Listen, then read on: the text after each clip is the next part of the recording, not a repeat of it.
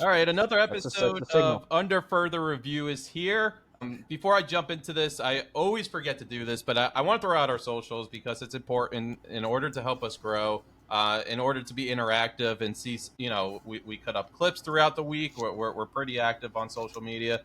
Give us a follow, Under Further Review Pod on Instagram. We're on X. We're also on YouTube, so take those thumbs, take those pointer fingers, whatever you have to use, and hit the subscribe button, like the videos, comment, just get involved. But this is gonna be a football episode, so football fans unite. And I'm gonna start off with something. It's gonna be a curveball, and I didn't get my. I know Mike's gonna like this, but I want 5 minutes. Just 5 minutes, please. I know I had a 23-minute video the other day, but I need to talk Michigan football a little bit more because that was the biggest decision in the past few years. It's been sitting over me for 2 years. You guys already won. There's nothing more to complain about. You get a 5-year grace period. I think that was the old Bill Simmons rule. You win a championship, you can't complain about anything for 5 years. Joe, did you look into the whole situation though? Like what came of it? Well, I think they're being flexible with the reinstated suspension, right? You guys are choosing Central Michigan, I think week 3, right? Yeah, Sherrone Moore's out for 2 games, and they're picking it. It's weeks 3 and 4. One of them is going to be the Nebraska game, which a lot of people believe is going to be sneaky good this year. I actually heard Josh Pate on a podcast today. He said that their ceiling is 10-2 this year just because of their Big Ten schedule. But yeah, I mean the punishment, I think it is a win for Michigan because you want to hold on to the obviously the championship, and you don't want the bowl ban. I think the bowl ban was even bigger because now is the opportunity to lose players when you see a bowl ban. So I was happy that didn't happen. I was happy that Sherrone Moore stayed the head coach because whenever a coach is fired, there's always a 30-day grace period where players have the option to hit the transfer portal, and you better believe that a lot of players would be leaving Michigan. But it was a win, and I just wanted to get this off my chest. But it's fines that could reach in the 30 million, which is a tough blow for any school. But if any school is going to take it on, it's a university like Michigan. Connor Stallions has an 8-year show cause. So essentially what the show cause means is he cannot coach or be involved in NCAA activity for 8 years. And if he does come back before that, I believe he has to serve a 1-year suspension.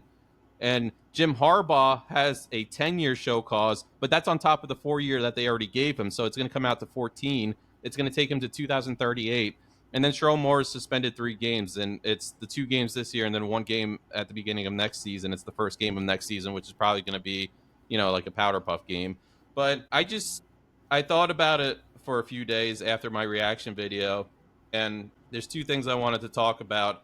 The first thing is the reputation of Michigan University and the Michigan football program. God. Listen, Michigan fans do not care. They're cutthroat, and they'll take on any fan base in all of college football, and that's what I like about the Michigan fan base.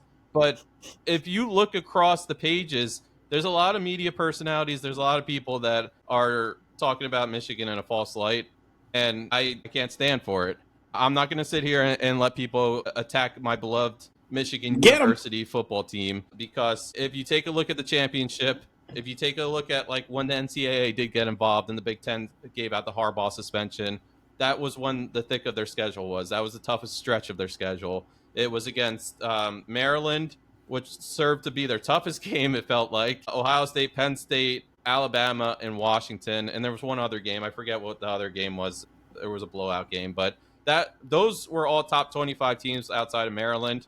But you got to think that's when they had Tua's brother, Mike. What was his name? Talia. Yes. So, and he was a good college quarterback. I remember the year before. Is Dylan Raiola still in Nebraska? Yes, and he's going to be very good. And he still sucks. You guys are in trouble. Yeah, he still sucks. Overrated. That's the Bussin' Bowl. He's like Mahomes. He's a slow starter. Yeah. He'll be fine. He looks just like him. Just so you know, Rutgers should have won that game last year against him. He was that bad. Yeah, that was a choke job, Mike. That was bad. Mm-hmm. Why? I wasn't on the field. You might as well, Mike. man. You took a terrible angle. Hold on. Greg, yeah, he said it. Shiano's going to be coming after our podcast. I was going to say, he's going to show up Shiano said that quorum was ineligible. At least we're in the day and age so we can be disappointed with the 6-win Rutgers. That was unthinkable 5 years ago. Listen, it was well, 7 when you wins. play St. Anne's School of the Blind half your schedule. But I did They say to weren't Steve beating the earlier. St. Anne's School of the Blind 2015. I did say to Steve they earlier, I said, listen, they were literally they had 3 games you could find on that schedule that would have made them 10-3 last year. And we all would have been talking about this year how they're a potential college playoff team. Mike, This year they're going to be close, though. They play the same schools. Yeah, they do. I hate to say If they it, Mike. expand to 28. I hate to say it, but that last year's Maybe. schedule was when they should have done it. Now it's only going to get To be- harder for Rutgers. This year it's the same schedule. Is it the same Yeah, they're schedule? literally playing I the same thought teams. it was a little different. Isn't it like Penn? No, it's pretty much- Maybe was one on or it two last year? teams, but they still play. I would argue that this year's schedule is easier than last year's. Ah. I mean, there's Yeah. a chance. Remember, you asked me going into that Oregon game what their record could be. It's reasonable they could be 6-0 going into that Oregon game. Like they potentially could be. You know they're not going to be though. No, absolutely not. It's Rutgers. Yeah. All right, here we go, boys. Here's their first 4 games. They play Ohio, Miami of Ohio, Loss. Norfolk State, and Iowa. See, Iowa, like I said, is going to be 3-1. You know what? Well, I actually think they could beat Iowa. It's going to be like a 7-6 game. Like it's I was going to say they got to score 4-2. more than 10 points. That's it. You know, so there's a chance they beat Iowa. Like I said, reasonably. Like if you were asking me a ceiling on, I actually saw this funny. It was like what Rutgers' ceiling for a great season would be is 12-0, and what their ceiling for a bad season would be, or their floor for a bad ceiling is 0-12. Reasonably, I think this year we probably get a 1-win bump. I think we get to 8 wins this year. How many weeks until one of us falls victim to a 25-point over/under for an Iowa game? It's different Where it's now. 13 to 10. I don't think that's not a thing anymore. It's not as bad, but No. I don't know. You're not going to see a 25-point over/under for a while now. Just like that was Mark it. Get ready for a shitty rain game or crazy winds where it's literally 25. maybe Army Navy where they run the ball nonstop. Well, they even score points, though. Yeah, and they're on turf all. Every Army game we've gone to has been like 60 combined points. Yeah, true. It's always high scoring. We got to put it on They the. usually show up offensively. We got to put it on the calendar, boys. Army, West Point. No, I think we got to try and get to one of these first 3 weeks of Rutgers games. I think Norfolk State's gonna be a barn burner. If you want to lead by that, We might actually hear the cannon this time. I'm down on a Friday night, I'll tell you that. I think that there's a chance that Rutgers probably puts up 60 points, gives up 30. Yeah. I still have not been to a college football game. Ooh. Rutgers I've is like watched Rutgers is a from great the beginner game. sidelines, but I've never, and it was a Division II game, but I've never been to a D. Rutgers is like a really good beginner game. Like, you know, you dip your toe in the water of college football. First ever. It's not going to be the game. best overall experience, but it's not going to be the worst. Well, it's New Jersey. Yeah, you don't feel like you're on a campus. You definitely don't. No, not at No. all. I mean, I've been to And Rutgers before. the I know parking that. You're like in the situation smaller is- Meadowlands, You know, basically. I'm going to do a 5-minute segment, guys. You're going to love this. Just kidding. All right. It's the parking situation at Rutgers. All right. Oh, God. Before he gets into that, I'm moving on. There was a few things I didn't introduce in the beginning. Before, You got to say that for the Big Ten preview. yeah, I will go for hours, and so will Mike. But Yeah. it would be a battle for airtime between Michigan and Rutgers. But I didn't get into this. We do have 3 interviews we're going to put out there this week. That's the only time that sentence has ever been said. What? I'm not a big Maybe women's basketball. That's it. I'm not a big Rutgers homer like that. They're my team. I support them, but I'm the first one. Steve will like talk bad about them. I'm like, yeah. Oh, you're a Rutgers You can't homer. defend them. Oh, you're pretty big Rutgers fan. I feel like Oh, I'm a big Rutgers fan, but I also know they suck. I'll bring up, Michigan plays this team this week, and he'll be like, oh, well, Rutgers is going to be 0 and whatever by that week. So it instantly is. See, but I'm negative. Oh, and whatever. Yeah. See, I'm negative. But Who was the running back last year? Did Oh, he get he Now was another drafted? great. guy. Yes, he did with the Bears, but he's hurt now. Yeah, this is how out of sync I am. I know he was like the lone bright spot on that team. Yeah, he's hurt now though. But they still think he's gonna be a starter. But Steve, you can move on. I'm sorry. Ian Strong, I'm putting a lot of worth in him. He's going to be good. But Good. yeah, we're going to talk NFL, but I didn't introduce our interviews, and I feel bad about that, so I'm going to do it now. John Abraham, former NFL player, great interview. We also talked to Pete Bercich, also played in the NFL, now covers the Vikings. He's on Vikings radio and has a bunch of other projects that we introduced during the interview.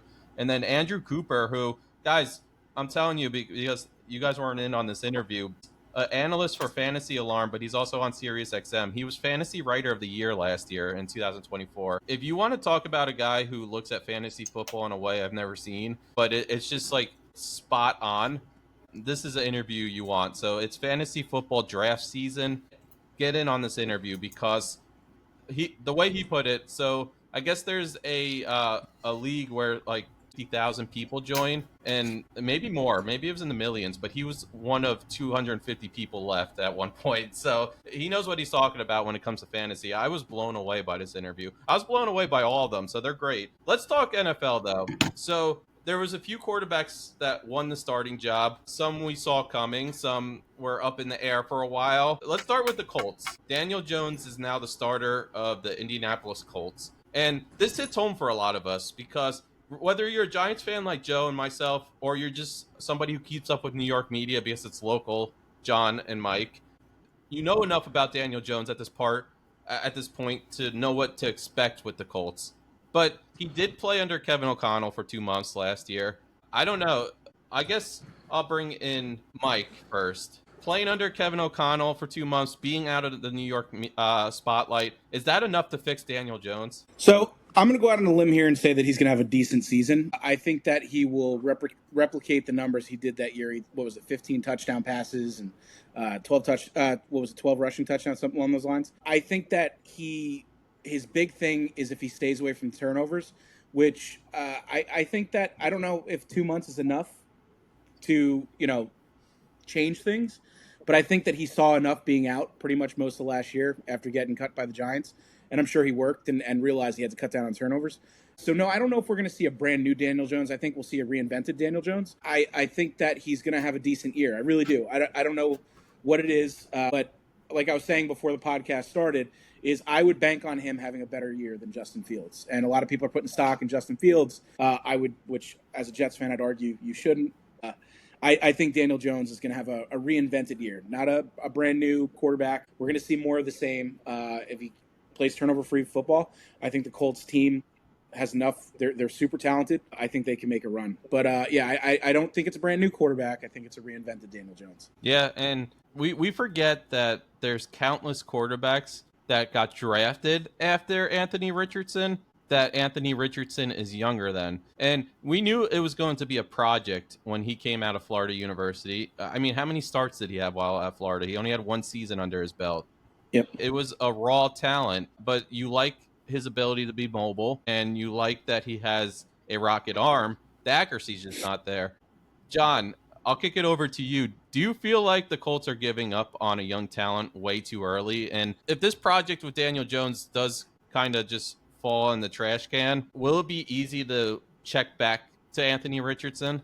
Steve, to answer the first question, I personally believe that Anthony Richardson played too early. I mean, and I personally think the only reason why he played is because Mr. Irsay, God rest his soul, wanted him to play.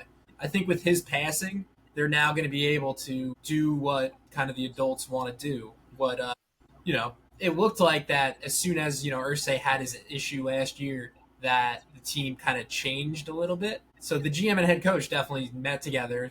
AR, whether he was really hurt or not, was kind of out of it.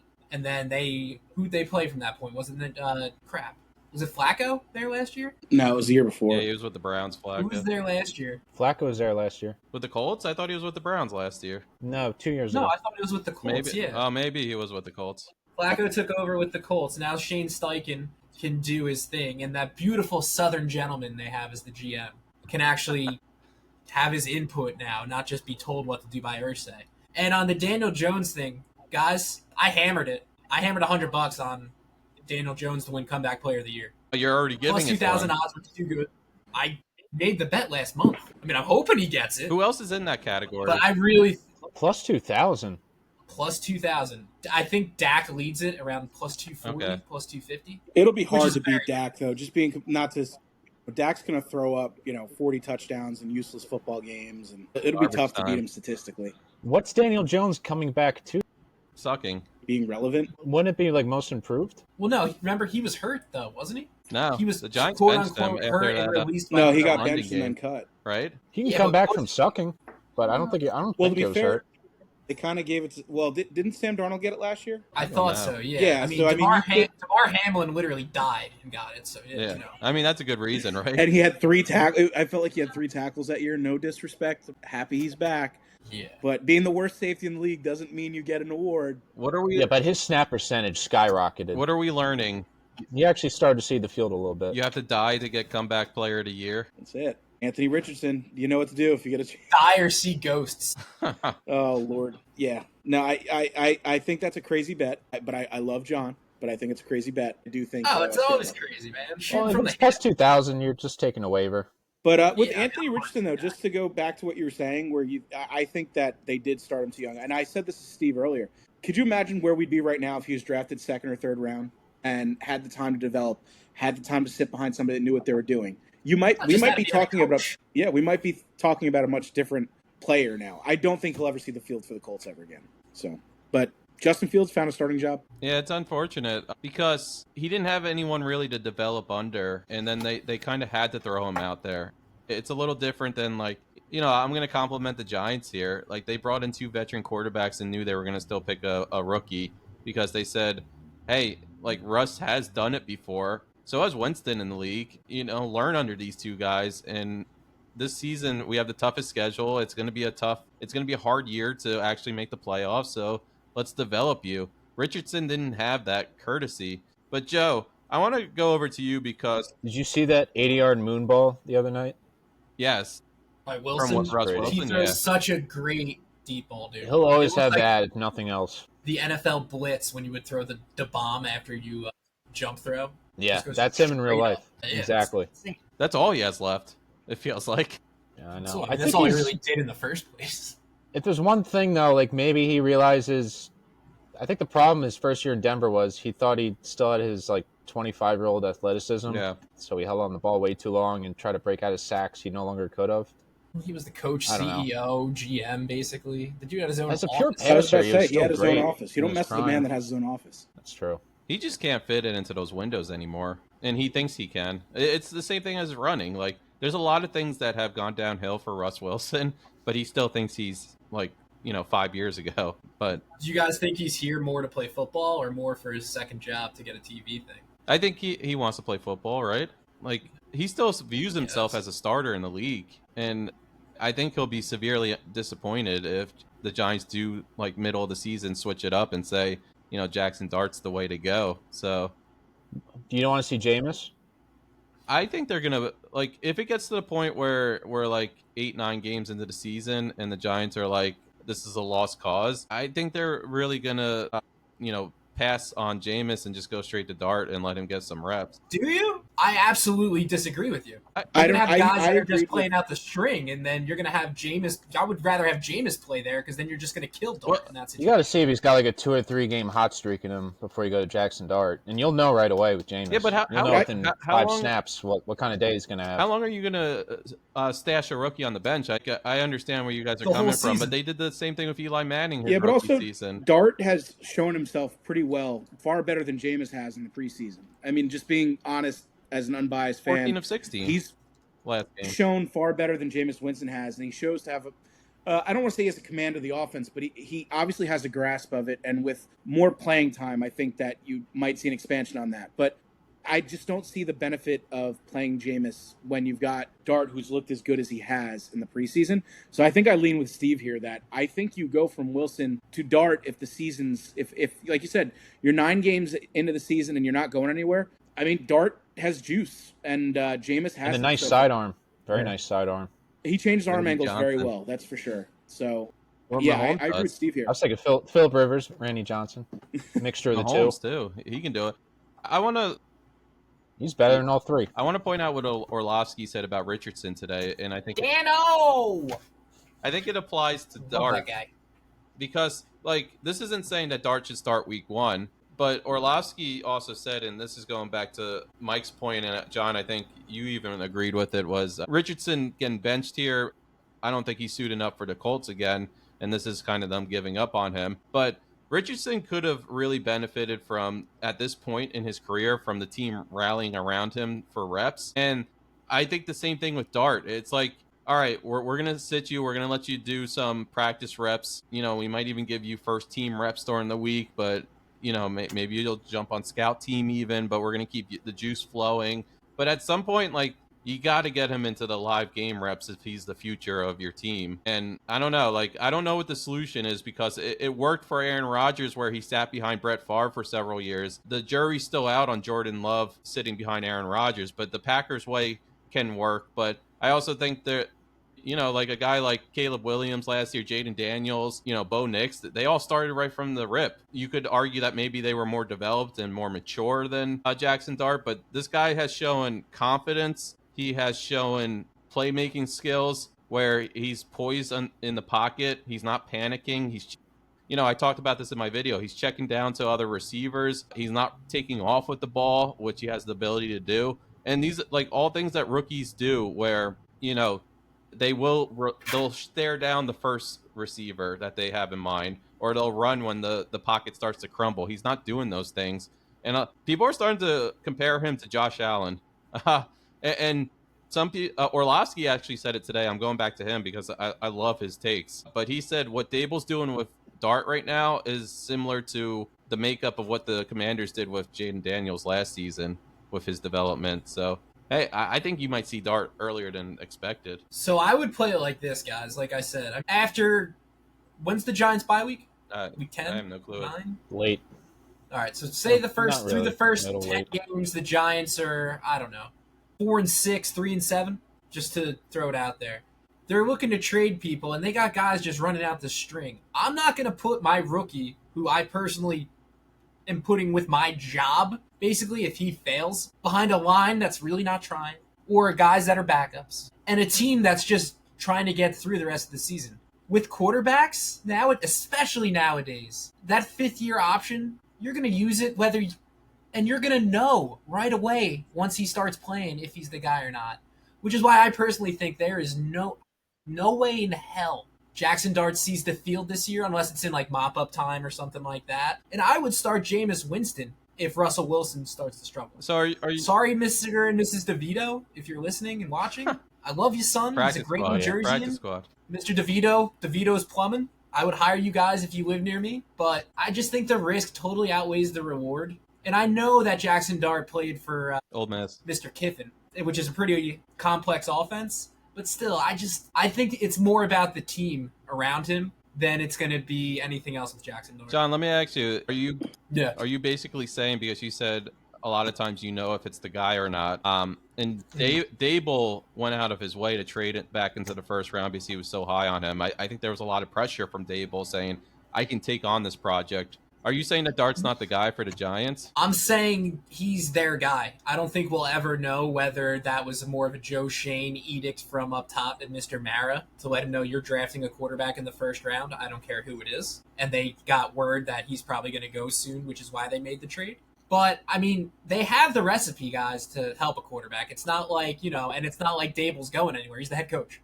It's not like you're the Bills and, you risk losing him right away. It could be the long haul. And I personally think that the only way we see Jaxson Dart is if John Mara goes to the guys in the middle of the season and says, guys, you are coaching for your jobs. Yeah, but he very well could do. I mean, if they get off to a rocky start after the last couple of years that they've had, there's a very real possibility. Well, I think that's the only way that you're going to see him then. Correct. Their schedule is so bad in the first 6 or 7 games. Brutal season. I would be shocked if they have even one game below 500. I have them at 2-2 just because offensive lines are going to be way behind defensive lines, and that Giants defensive line is going to win at least 2 to 3 games for them this year. But I'm just saying from that point of view where you're saying if it's they're coaching for their jobs, they very well could be.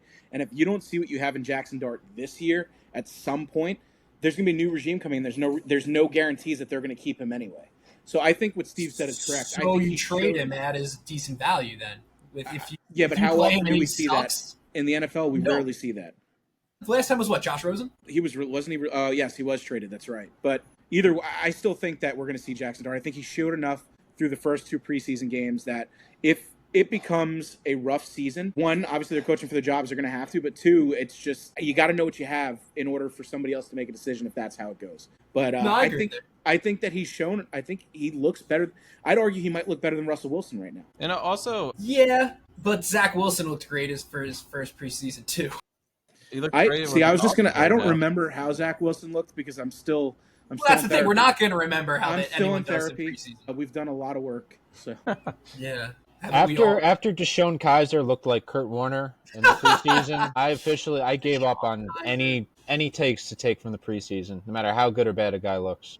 Now, and that's basically how I would play it too. With ironically enough, I think Russell Wilson was like the last guy who was a standout rookie breakout in the preseason and actually translated that I can remember, like to that level. But Deshaun Kaiser, I thought was going to be like 3-time All-Pro minimum. I joke. Yeah, say, what was the He deal was a with Josh Brown. Allen?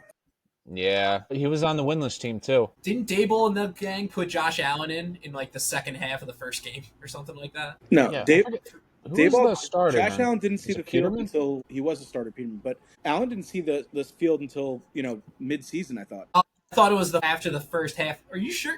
Yeah, I I'm thought pretty Allen- sure It was Josh after Allen blowout played in the losses first half. to I'll look it up right the now. Baltimore Ravens and the Los Angeles Chargers, and his first game was against the Minnesota Vikings in Week 3, and they were 17.5-point underdogs, and then he hurtled over a dude, and then he never looked back. You don't even need to Was that Google really when what you happened? have Joe. Yeah, that was 2018. Oh my God. I'm telling you, Oh that's my what happened. God. I could see the juices Holy flowing. shit. He was sitting there. He's like, it was week 3. They got blown out by the Chargers, and then the Ravens, and then they switched, and then they beat the Vikings. Something just clicked for Joe. Like he was Jokes on Yeah, for a jokes second. I on woke up. Steve, I've been out of it all night. Steve and Dugan talked about this earlier in the day. That hey, we're gonna bring this up so you look really smart. Yeah, Yeah.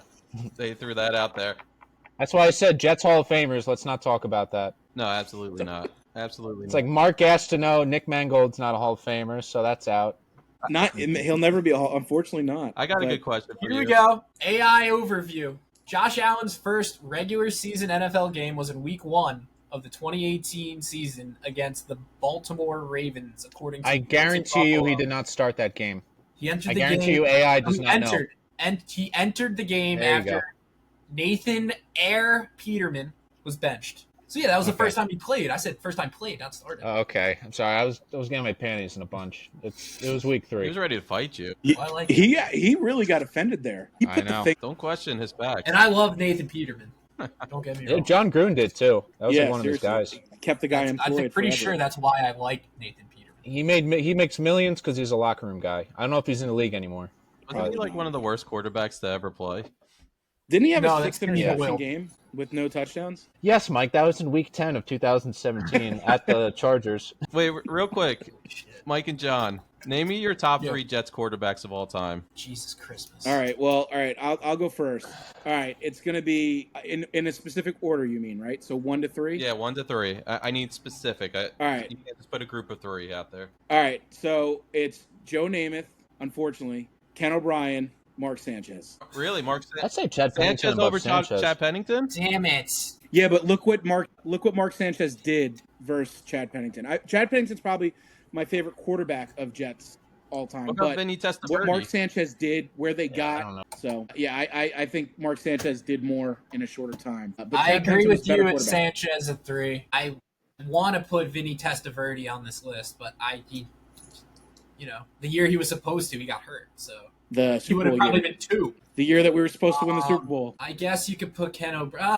Fuck. Ken Ryan O'Brien Fitzpatrick statistically for was 1 a year. very good quarterback for the Jets. Was he from that class? Can I That say, Delaware yeah, can I class? say 2015 Ryan Fitzpatrick, please? That's the best single season. Because if the they Jets win in quarterbacks ever Buffalo that game, they're winning the fucking Super Bowl that year. Brett Favre for the first half of that season, I think, was like the best stretch since Namath. Yeah, well, I mean, he still had Then a he ton got of hurt. interceptions. Oh, yeah. Yeah, I would. I mean, yeah, That's what you I'd get, though. probably agree with you. Even though I want to put 2015 Ryan Fitzpatrick as 2. Shout out Josh McCown, 2017. Just a sneaky, good fantasy guy. Yeah, but Yeah, one- those are Yeah, because he got outliers. so much garbage time passing yards. Yeah. Still. No, I thought like Put up the numbers. So my thing, the way I thought about it was guys that weren't like 1-year wonders. They played career. I mean, Ken O'Brien, if he would have somehow gotten a couple AFC Championship games or even a Super Bowl, we'd have a whole. He would be the guy for the Jets forever. Yeah. I mean, the guy was he played a long time here. Was very good. Just unfortunately, that era of quarterbacks was just better than him. Sure. I mean, it's So just the Tommy 3 Tuchel. worst. Tommy Tuchel was a very good quarterback and a very He good was. Was for O'Brien 1 week. O'Brien in He the was both. Dan Marino, He was in the Dan Marino draft. Yeah. John Elway, right? Yep. Boomer. That was so. To be fair, if I wasn't alive, but you talked to Jets fans from that year that followed it, everybody was upset they drafted Kenny O'Brien and not taking Dan Marino. But I mean, Ken O'Brien wasn't bad. He was pretty good. He wasn't Dan He just Marino. wasn't- Ken though. O'Brien didn't Dan have Marino good. cocaine allegations around him. What do you mean? He's What? better than the tight end they took over Warren Sapp. Kyle Brady. He was actually like He was decent, close right? to average. Like, Listen, he was man, all right. Kyle Brady his senior year He won had a like Super Bowl with the 36 Patriots. receptions and like Oh my God. 327 yards. I can't even compete with that. And That's we amazing. took him. And then you know what the best part is we didn't get boned once. We decided, hey guys, let's do it again, and we took Anthony Beck. Beck was good. So not with He's the a Jets. color commentator, though. Let me tell you.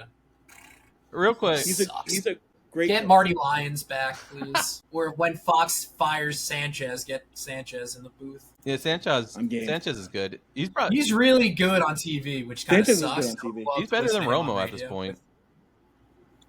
He is pretty Because good. Romo doesn't have a personality. Sanchez does have a personality. Romo's like a baked piece of chicken. He's just seasonless. Grilled. His act No, is I over. like grilled That's chicken. why. His act is over. Who doesn't like grilled chicken? He doesn't do his research. Not anymore now. Jim? Like his first year, everyone was big on him. You know, when he's calling out blitzes mid, but it's like now you're stick more thin. You have no personality. It's just not it. But I agree. How much Sanchez- longer does Brady do this for? I say he's done in 2 2 years? years. Maybe Yeah. just one more Super Bowl. How long And does then Michael big Jordan do it for? Whatever capacity he's doing it in. Greg Olson needs to be back in booth. I'm looking forward to that more than like any game, just to see how they actually use him and what he's willing to do, not on a golf course. Well, is he in a? He what, might be doing his segments from a golf course. He's what, NBC? Yeah, I Yeah. can't imagine Michael Jordan being Where you committed. can't drop F-bombs and stuff. It's not gonna be that great. If he could like go on Netflix and just let it eat, it would be fucking hilarious. What did he say? And I took it personal. Didn't he say that at one point? Spot on. What was the fuck them kids quote from him? I don't think he actually ever said that. Why No, not become a though I thing? remember this. Wasn't it around a basketball camp where the kids all asked for shoes? I thought that was Steph Curry. Like No, I'm it pretty was sure like he had to make a couple half court shots to get kid Wait, a bunch no, of wasn't- shoes, and he missed. No, Wasn't that Karl Malone that said "fuck those kids"? Oh no, he actually did that. God. He had a son in the NFL. He did, but I'm pretty sure the Michael Jordan thing was he like challenged a kid to a shot or something, and the kid missed the shot for shoes, and as he was walking off, like said, Yeah. fuck them kids. He's Which I'm true gonna be to honest himself, with you. though. I'm gonna be honest with you. I'm not even mad. I think it's great. It's Yeah. That's good. fantastic. I don't hold that against actually. That is amazing. One more thing before our interview, and we'll send it off to John Abraham first. But can we talk Browns for a few minutes? They named Joe Flacco No, the quarterback. Do you think that's the right pick, or do you think they should have gave one of the kids? Speaking of kids, playing time. Joe, I'll throw this to you. I didn't even hear the question. Do you think Joe Flacco was the right pick, or do you think Dylan Gabriel or Shadur Sanders or even Kenny Pickett should have been the starter? It doesn't matter. I don't that team's not going anywhere. Yeah, this has been as old as time. This is what the Browns did with Tyrod Taylor when they had Baker. Just you have to bring in the veteran, if not just to give those kids it's not. a couple of weeks to learn the offense. That was the best response. And that's the 10 seconds on the Browns. Just so we know, That's it. we've got to clip that question and then just end it right after Dugan says it doesn't matter. Yes, Cleveland fans, best part is we don't like you. the best part And is I think Shadur Sanders dealt with some terrible offensive line problems in college, and I don't think many quarterbacks could have had the production he did behind that. Like I think he's got a chance to be a good quarterback. Dylan Gabriel, I don't know. He might just be another Listen, Oregon product. he's one of the best from Colorado. They retired his number. He's one of the best to ever do it. Is he lefty? Gabriel No. is. Yeah. Gabriel? No. Gabriel. Gabriel's a Yeah, legend. yeah. Shadur's not. He just looks like There was a joke at the ESPYs. He had like a 21 and all-time record at Colorado. Oh, Shane Gillis went in on him. Yeah. They almost won the Alamo Bowl or something. Yeah, he goes, all you need is a winning record and almost winning the Alamo Bowl, and you can get your number retired too. You know what the best part of Joe's response was? He was serious. Like he actually I backpedaled pretty hard. he actually laughed. I'm to pretty sure himself. that he was offended you asked. Well, no, I laughed at the Kenny Pickett part. New Jersey, great. I Come just- on now. I just want that to be the clip that we use in this podcast, and I want it shared all over. Yes, it's definitely being shared. have it zoomed in on his face. Well, He was, but look, it Who was so cares? funny because Who cares? no, but it was No, so sure, funny because pussy. That's what the comment will be. he literally like he was so Reptar. like it doesn't matter. Reptar smash. Hear me and, roar. and that was it. Dugan was never allowed in Cleveland ever again. Do you know who voiced Reptar in the Rugrats movie? Nope. Yes. Okay. Flea. No, that was Donnie from the Wild Close. Thornberries. You're close. No one seems to care though. We should probably move on. I look, Thanks, John, for at least. I acknowledging it. care more about this than the Browns. It was Buster Rhymes. You know what's sad is there's actually people that support and root for the Browns. Oh, That's hold scary. on. We got the Yeah. police going Buzz. by right now. That's what happens when you live in the I mean, main are streets the of, Jets Newark. have the Jets been that much better? they have, but Yeah, I mean we have, but to be fair, Yeah. we don't have the worst record over like the last decade. I thought Joe was about it's to. basically what being a Giants fan has been like for 10 years, Hold on. but extended over like 6 decades. John, you Do we know okay? who the worst team in the NFL over the last decade has been record-wise? That's got to be the Giants, right? It sure is. You know who the second worst team over the last decade in football has been? The New York Is Jets. it The New York Jets. Yeah. You know And I who's just want third? to point out. I just want to Let's point keep out. going. I just Third? want to point out that we support this nonsense. All of us. I got one more I mean, question. Bud Light is 2000s, we had it good. Guys, At least Bud one of Light our is teams struggling. was Why eating can't every they year. give us Bud Lights? guys, I got a good question. yeah. I got a good I remember question before we send it off. I think this is perfect. Please tell me who can think, and don't look this up. I'm watching you guys. Who can tell me the college football team that has the most passing yards in the NFL? Go. All time or now? All time. My buddy told me this the other day. Was it Michigan? No. Good guess. He would have been much more giddy. Well, I could tell you what team it's not. So it's not Michigan, obviously. It's not Rutgers. So we only got 125 more teams to choose from. I'm telling you this much. It's not the obvious ones. Where did Is David it- Garrard play? A Power 5 team. Yes. All right, that doesn't really help me. USC. Nope. That's a good guess. That was my first guess, actually. Yeah, they've had a lot of quarterbacks in the NFL. UCLA. Middle country, Oregon. West Coast, Middle of the country. We can just do this. We can just do this for 5 minutes. Texas A&M. Nope. That's a good guess, too. I'm trying to think of the all-time leaders, but that might not be the right way to do this. It might just be a lot of guys who lasted in the league. One of their quarterbacks was recently a top 5 quarterback in the league. He's not anymore. He's since retired, but Phillip Rivers. no, NC State. Come on. Wait, was I recently was trying to think of where was where he recently went. a top 5 quarterback in the NFL? Purdue? Retired. I was Yes. going to say Purdue. Was it Brees? Joe. That's a good guess. Yes, That's it's a good Purdue. Drew Brees, Bob Greasy, Jim I even Everett. said I was thinking through the all-time leaders, and I skipped over Purdue because I thought there was Well, no way. it's funny because I was using process elimination when he said that. I was like, has Brees been out for 5 years? I wasn't sure. Yeah, Listen to this list. It's pretty. I just can't name anybody else besides Breeze. It's Brees, for Bob Purdue. Greasy, Jim Everett, Kyle Orton, Len Dawson, Aiden O'Connell, Mike Phipps, Mike Herman, Curtis Painter, Dave Blug. I don't know. Oh, Curtis Painter. Indianapolis. Yeah, Colt there's Brady. where all those yards came from. But I thought that was a good He was question. actually a really good college quarterback. All right.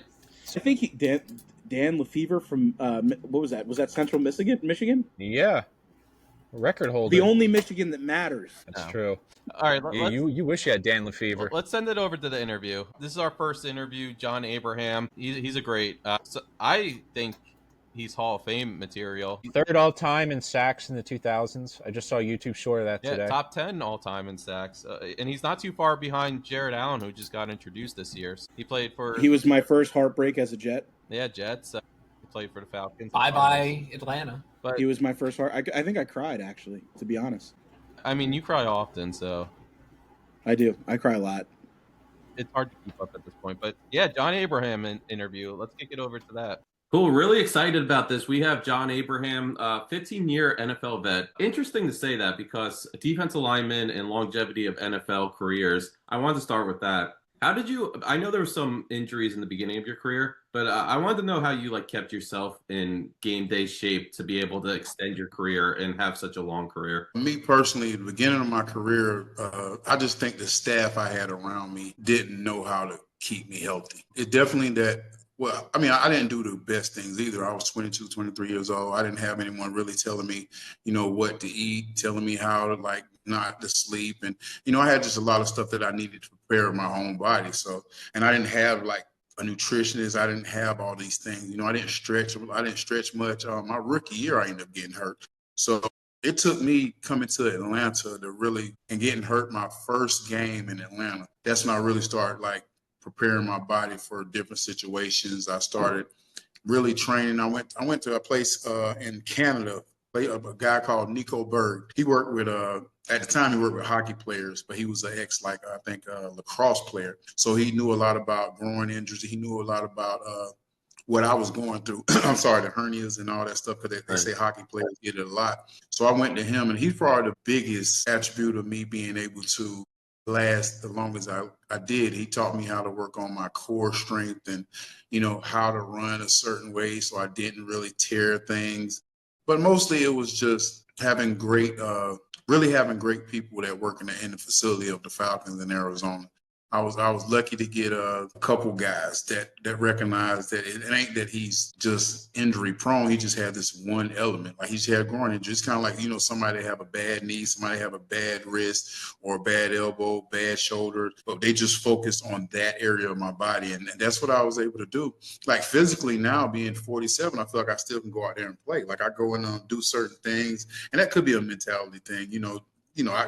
I can dunk still. I dunked the other day. That was pretty cool. And at 47, that's effing awesome. So, but taking care of myself really, and the aspect now that I wish I would have knew a little bit more now, knock on wood, is basically the mental health part. I think mentally, if I took care of myself better, I could have literally played probably 2 or 3 more years after that. But mentally, I was so detached from seeking help, therapy and stuff, and stuff that I do now that helps me out a lot. And it comes with age. And I think me being 47 and being able to talk to people like you are younger than me, obviously.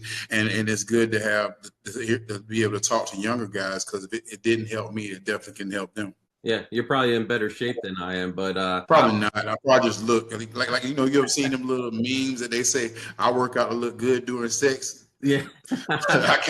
I can't run work for nothing though. I can't go. I ain't got nothing going on there. I'm happy you did bring up the mental health aspect, because I've noticed you've been open about that. There was a few things I wanted to piggyback off of that you said in the previous response, but just because you brought up the mental health, I guess I'm a little curious.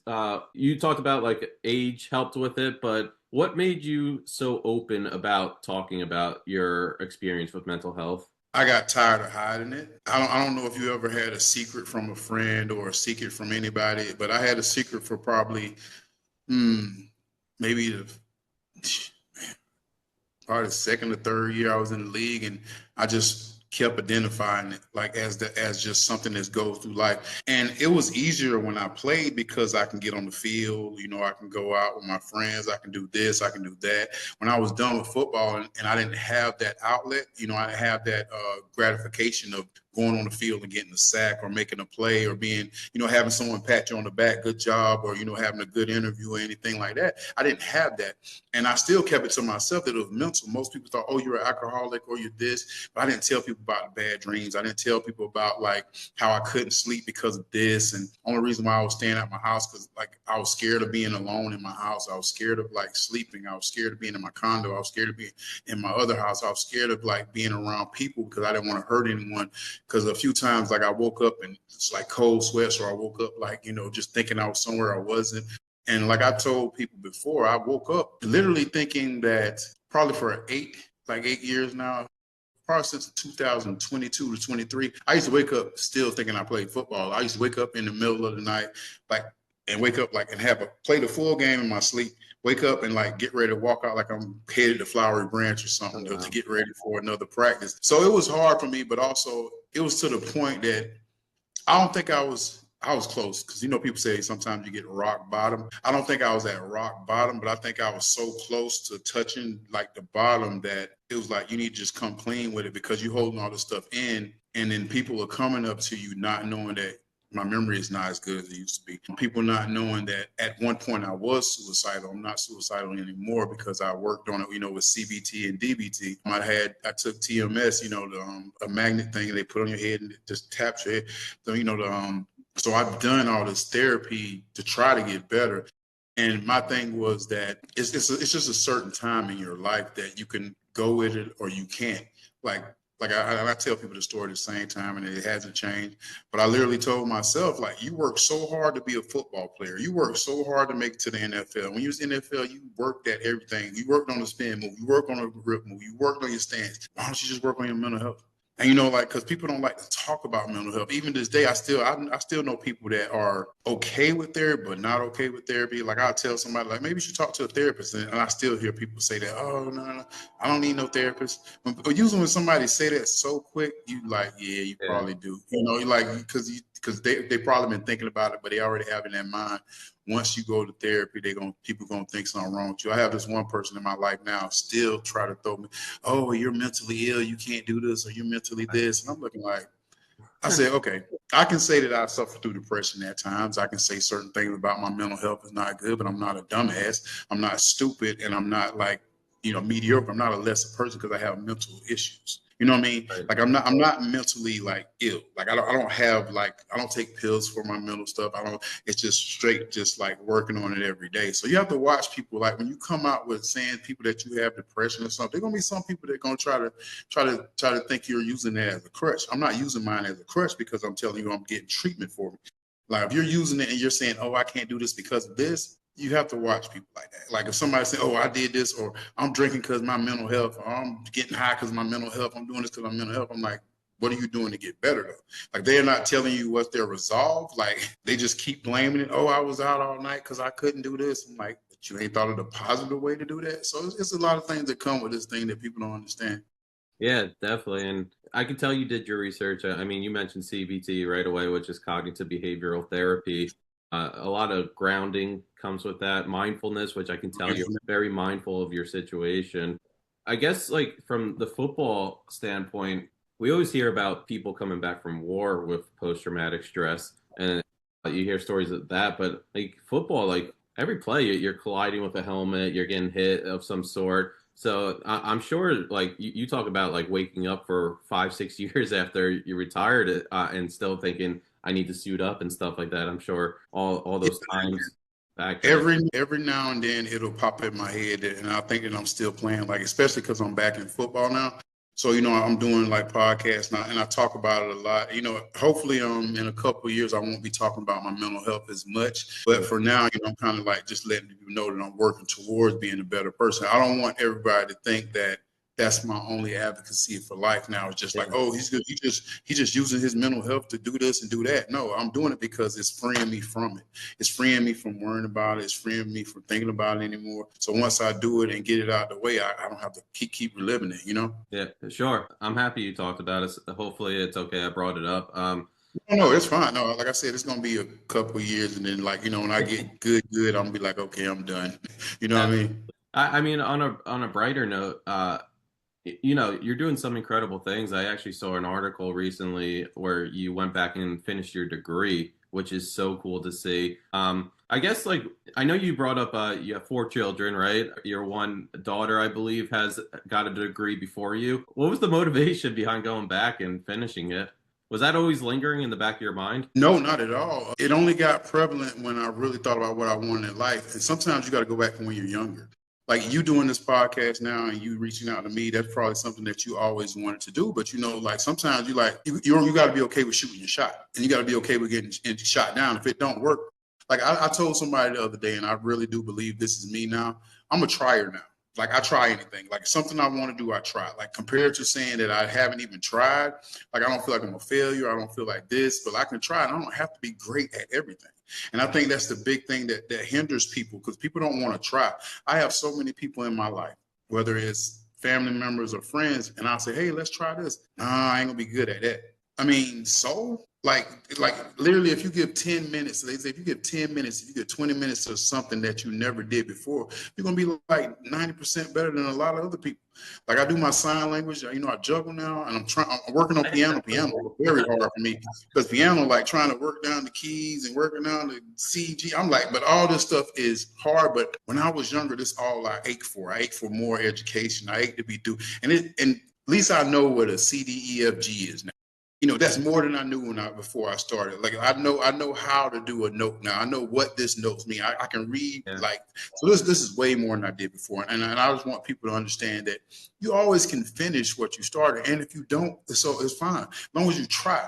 I'd rather say that I gave the effort, you know, than compared to saying I ain't never did it. I'm still trying to learn chess though. Chess is still like kicking my ass though, man. Chess. Great way to look at it. But my cousin was a master, by the way, so I can get him to give you some lessons. No, man.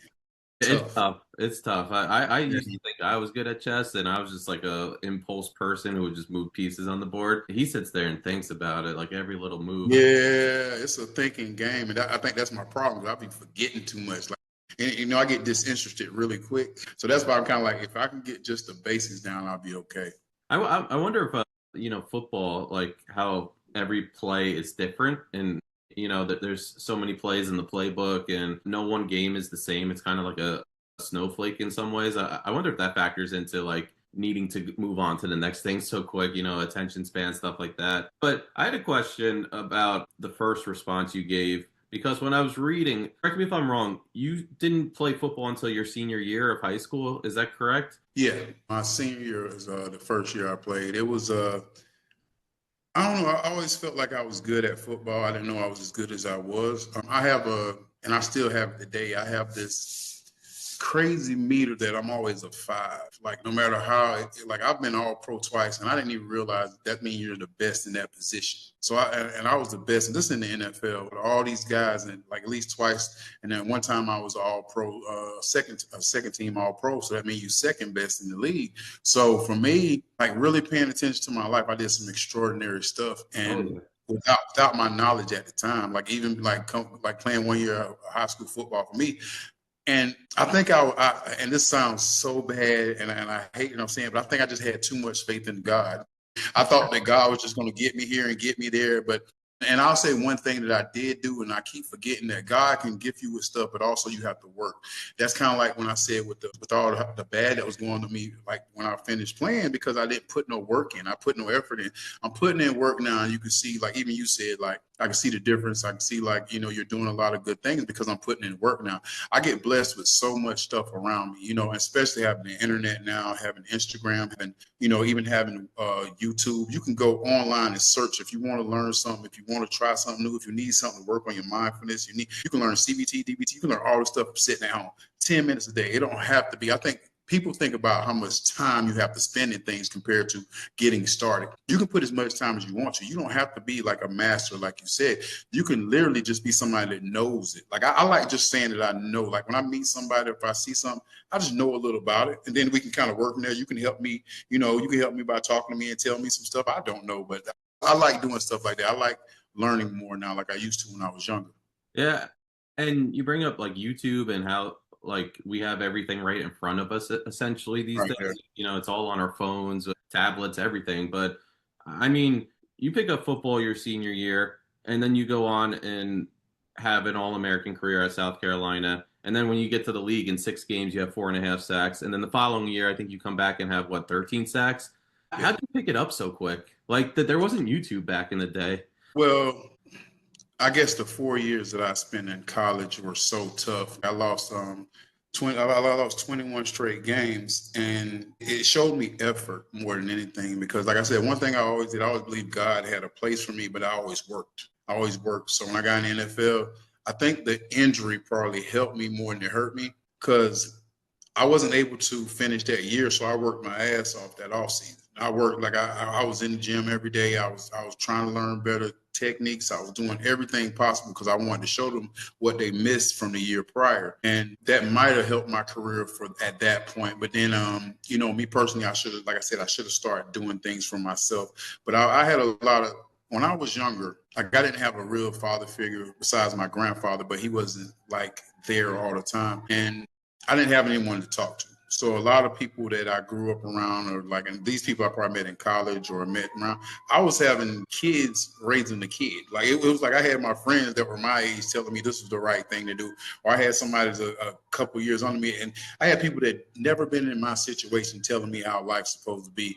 So I think the one thing that I wouldn't say regret, one thing that I did not accomplish that I wanted to accomplish was probably showing them the best John Abraham. Like I was hurt most of my career. Like in the season, you always have bangs and everything. I think the best year that I can possibly say I played was probably my 14th year in Arizona. And I ended up making the Pro Bowl. And I think the last 12 or 13 games, I didn't really play a lot at the beginning of the season, but that was the most fun I had, like playing football my whole career, because it was no worries. It was just like you playing for fun. You got like, you're in Arizona. They don't think you can do much. It was no like real stipulations on what I was going to do. So I just had fun. So I think they like the NFL and the people out here never really got to see the real me, especially outside of football, because I didn't do much media after New York. Yeah, I'm happy you brought up Arizona. I'm jumping, and I'm probably going to jump back eventually, but that's fine. I was very curious about this. It sounds like you had a long closed-door meeting with Bruce Arians before you decided to retire. What went on during that meeting? Well, just basically me telling him what was really going on in my life. Everybody thought I was an alcoholic at the time, and I had issues. And I just kind of came clean and told him like what was really going on. I came told him like my memory wasn't doing well. I told him I wasn't sleeping at night. I told him there was a lot of bad things going on, just more than just the alcohol and stuff like that. It was just me like pretty much deteriorating within, and it was straight just. I probably had a concussion that I needed to take care of, it's just. I'm glad I talked to him, and I think he meant all well. So I don't want to take anything away from Bruce Arians. I think Bruce Arians was a great coach. He did exactly what he needed to do for me, man. Because if I wouldn't have got back on that field, I probably would have broke down and been worse. So I think he knew that. He knew that I needed football because he saw the passion in me when I played football. People don't understand like something. When you work so hard at something and you become good at it, and then you get at the tail end. It's not like, some people can do their job for, the rest of their life. Like some people might retire when they're 60 or 70. I retired when I was like 36. And, and you don't even think about that you have maybe 36 more years left. Like that's the crazy thing about it, because you retired and it's kind of like I'm sitting at home and I don't have a purpose anymore when you have so many purposes out here that you can be. And it has nothing to do with money. Just the simple fact that you can do whatever you want to do. And when it gets to the certain point that you start thinking that you're purposeless, it gets a little draining. Yeah, no, absolutely. And I'm happy you're starting to pick up some things.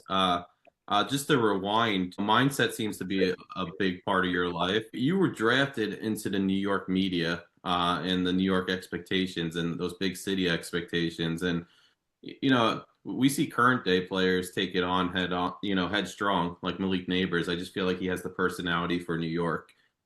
You succeeded, you had the injury your rookie season, but, you had a strong time with the New York Jets. What do you think contributes to you being able to, like, I don't want to say ease into New York, but just like block off all the noise that comes with playing in New York? I think, you know what? I didn't have a good time when I was in New York, and I really didn't do well off the field. On the field, I was amazing. But I think the reason why the Jets didn't keep me because of my off-field antics, and I don't fault for them at all. But also, I didn't have anyone to talk to. Like feeling like you're alone in a big city. And people are so easy to find when you want to do something bad. I'm in New York, man. Like I can just get up and go here whenever I want to. I get up and go here. Like if I can't sleep this night, if I'm having a headache or something, I can just go here. I never did drugs or anything like that, but I would find a nice place to drink. And then like for me, it became a coping skill and not an addiction. It was more just like my coping skill, and I got so used to it. I can talk to people now when I drink. Oh, I can do this when I drink. Oh, I'm invincible when I drink.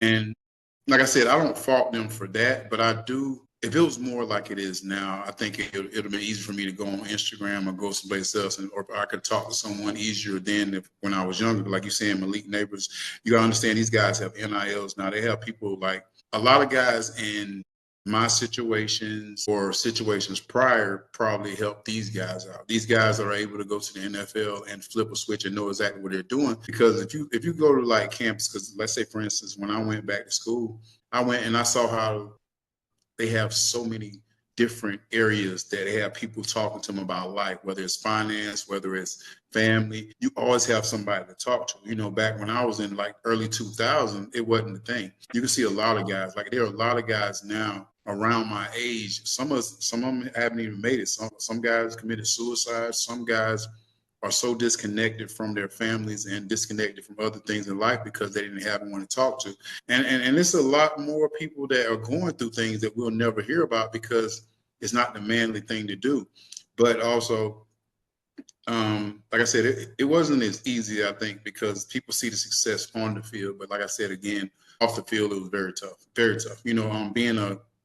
Being a man that grew up in a house of all women, it was like I was the patriarch of the family time I got drafted. Like no one really did anything for me in college. Nobody didn't give me no money. Nobody did do that. And it was expected because I was a man, So, my sister had kids over here. My other sister had kids. And it was like, when I got all this money, it was just like, and I didn't have kids at the time. It was like already on me to do this. Football was the only thing I had to take me away from what I was going through in life. Yeah. And from the outside looking in, I think it's very easy to see, someone who's happy, but you don't always know what's going on with the person. Right. But it does seem like your transition to Atlanta if anybody ever talks about your career, I think they instantly think, oh, Atlanta Falcon, you know? Oh, you played for the Falcons, unless you're from New York. And you be like, oh, you played for the Yeah. Jets. Yeah. Why do you think that became such like a home base for you? From South Carolina, spent 7 years here. Atlanta is, and I was right. I got here right when Michael Vick was leaving, and then I ended up getting Matt Ryan, Julio Jones, and then I actually was pretty good when I was here. So I think that's why I spotlighted more. You know, New York media is big, but the Jets don't have a great media team at that time. At that time, it was more just like Curtis Martin. You might hear about Curtis Martin, Wayne Corbett, but all the other guys, and they weren't paying defensive players like that either. Like, so if you were a good player, you were pretty much out of there. Like every time we got somebody out of there, they went to the New England and won a ring or something. So it was ridiculous back in the day.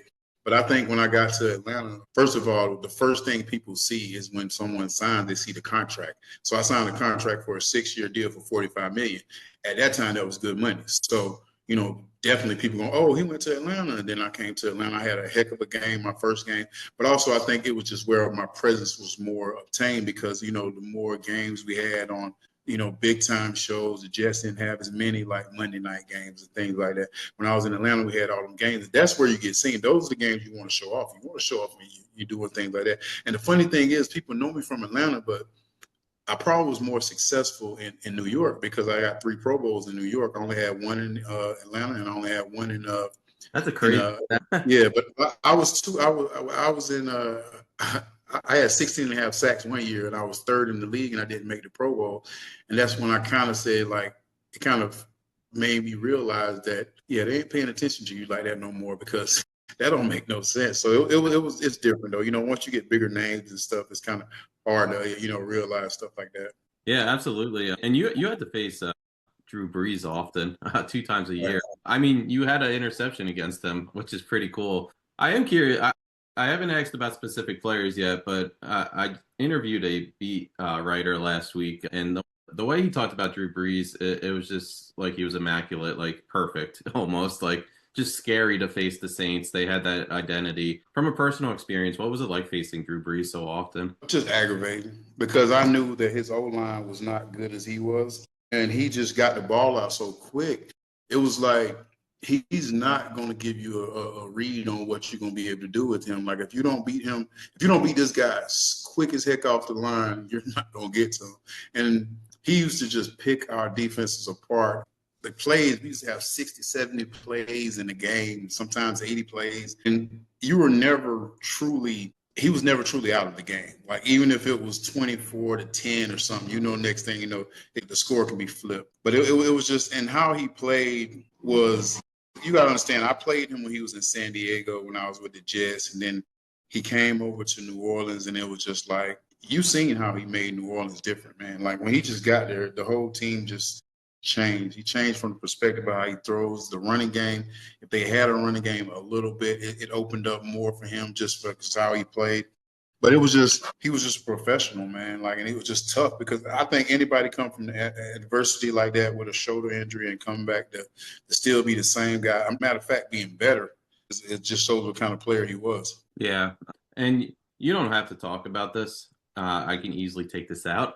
But you did talk about the time period when you did enter Atlanta. It was interesting times because the franchise quarterback had a tough thing happen off the field. What was that like being in the franchise and having to start over essentially and draft a rookie quarterback in Matt Ryan, who was great at Boston College, but whenever you get a new quarterback, it's essentially like it kind of is starting over, right?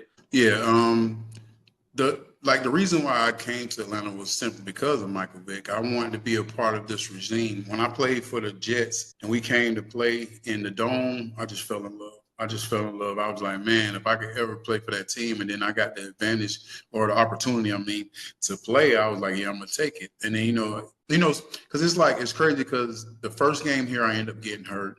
And then, so I didn't really get to play with him, if that makes sense. I was on the team with him. And then the next year, we got that weird dude, Paterno, whatever name. I don't even like saying the name. We got Bobby, whatever is that. We got his name. Then he came. And then so the first 2 years were like shaky as I don't know what, man. The first 2 years, I was like, man, I might have made another bad decision. And then so when we got mad in 2008, man, you talking about somebody just first pass, a touchdown, I was like, yeah. Because at first I didn't hear anything about Matt Ryan that year. And then they started talking about we getting the quarterback Matt Ryan from BC, and I'm thinking like, he was number 12 at BC, so y'all trying to get another Tom Brady or something because he's from Boston. Nah, that's not Tom Brady. And he came in there, and I saw how skinny he was, and I was like, dude, this is not gonna last good. But then that first pass was a touchdown. After that, I was like, yeah, he's gonna be all right. He's gonna be all right. So it ended up changed, I guess, the trajectory of my career, really, because the first 2 years were tough. Yeah, absolutely. I want to ask a few quick questions. Zoom always times me out. I apologize for that. But just before we go, just off football topics, I saw you're a big Lakers fan. What did you think of the Luka trade during the middle of the season and the fact that they signed him to a 3-year extension? Well, I love Luka. Like, the Lakers are not like the Lakers I love was the old Lakers. Like the Lakers now, like even basketball, I can't really watch it like I used to. I don't have the same. But it's a money game now. Even Shea Alexander, like he's a great player, but it's like in the old days, that team wouldn't have won.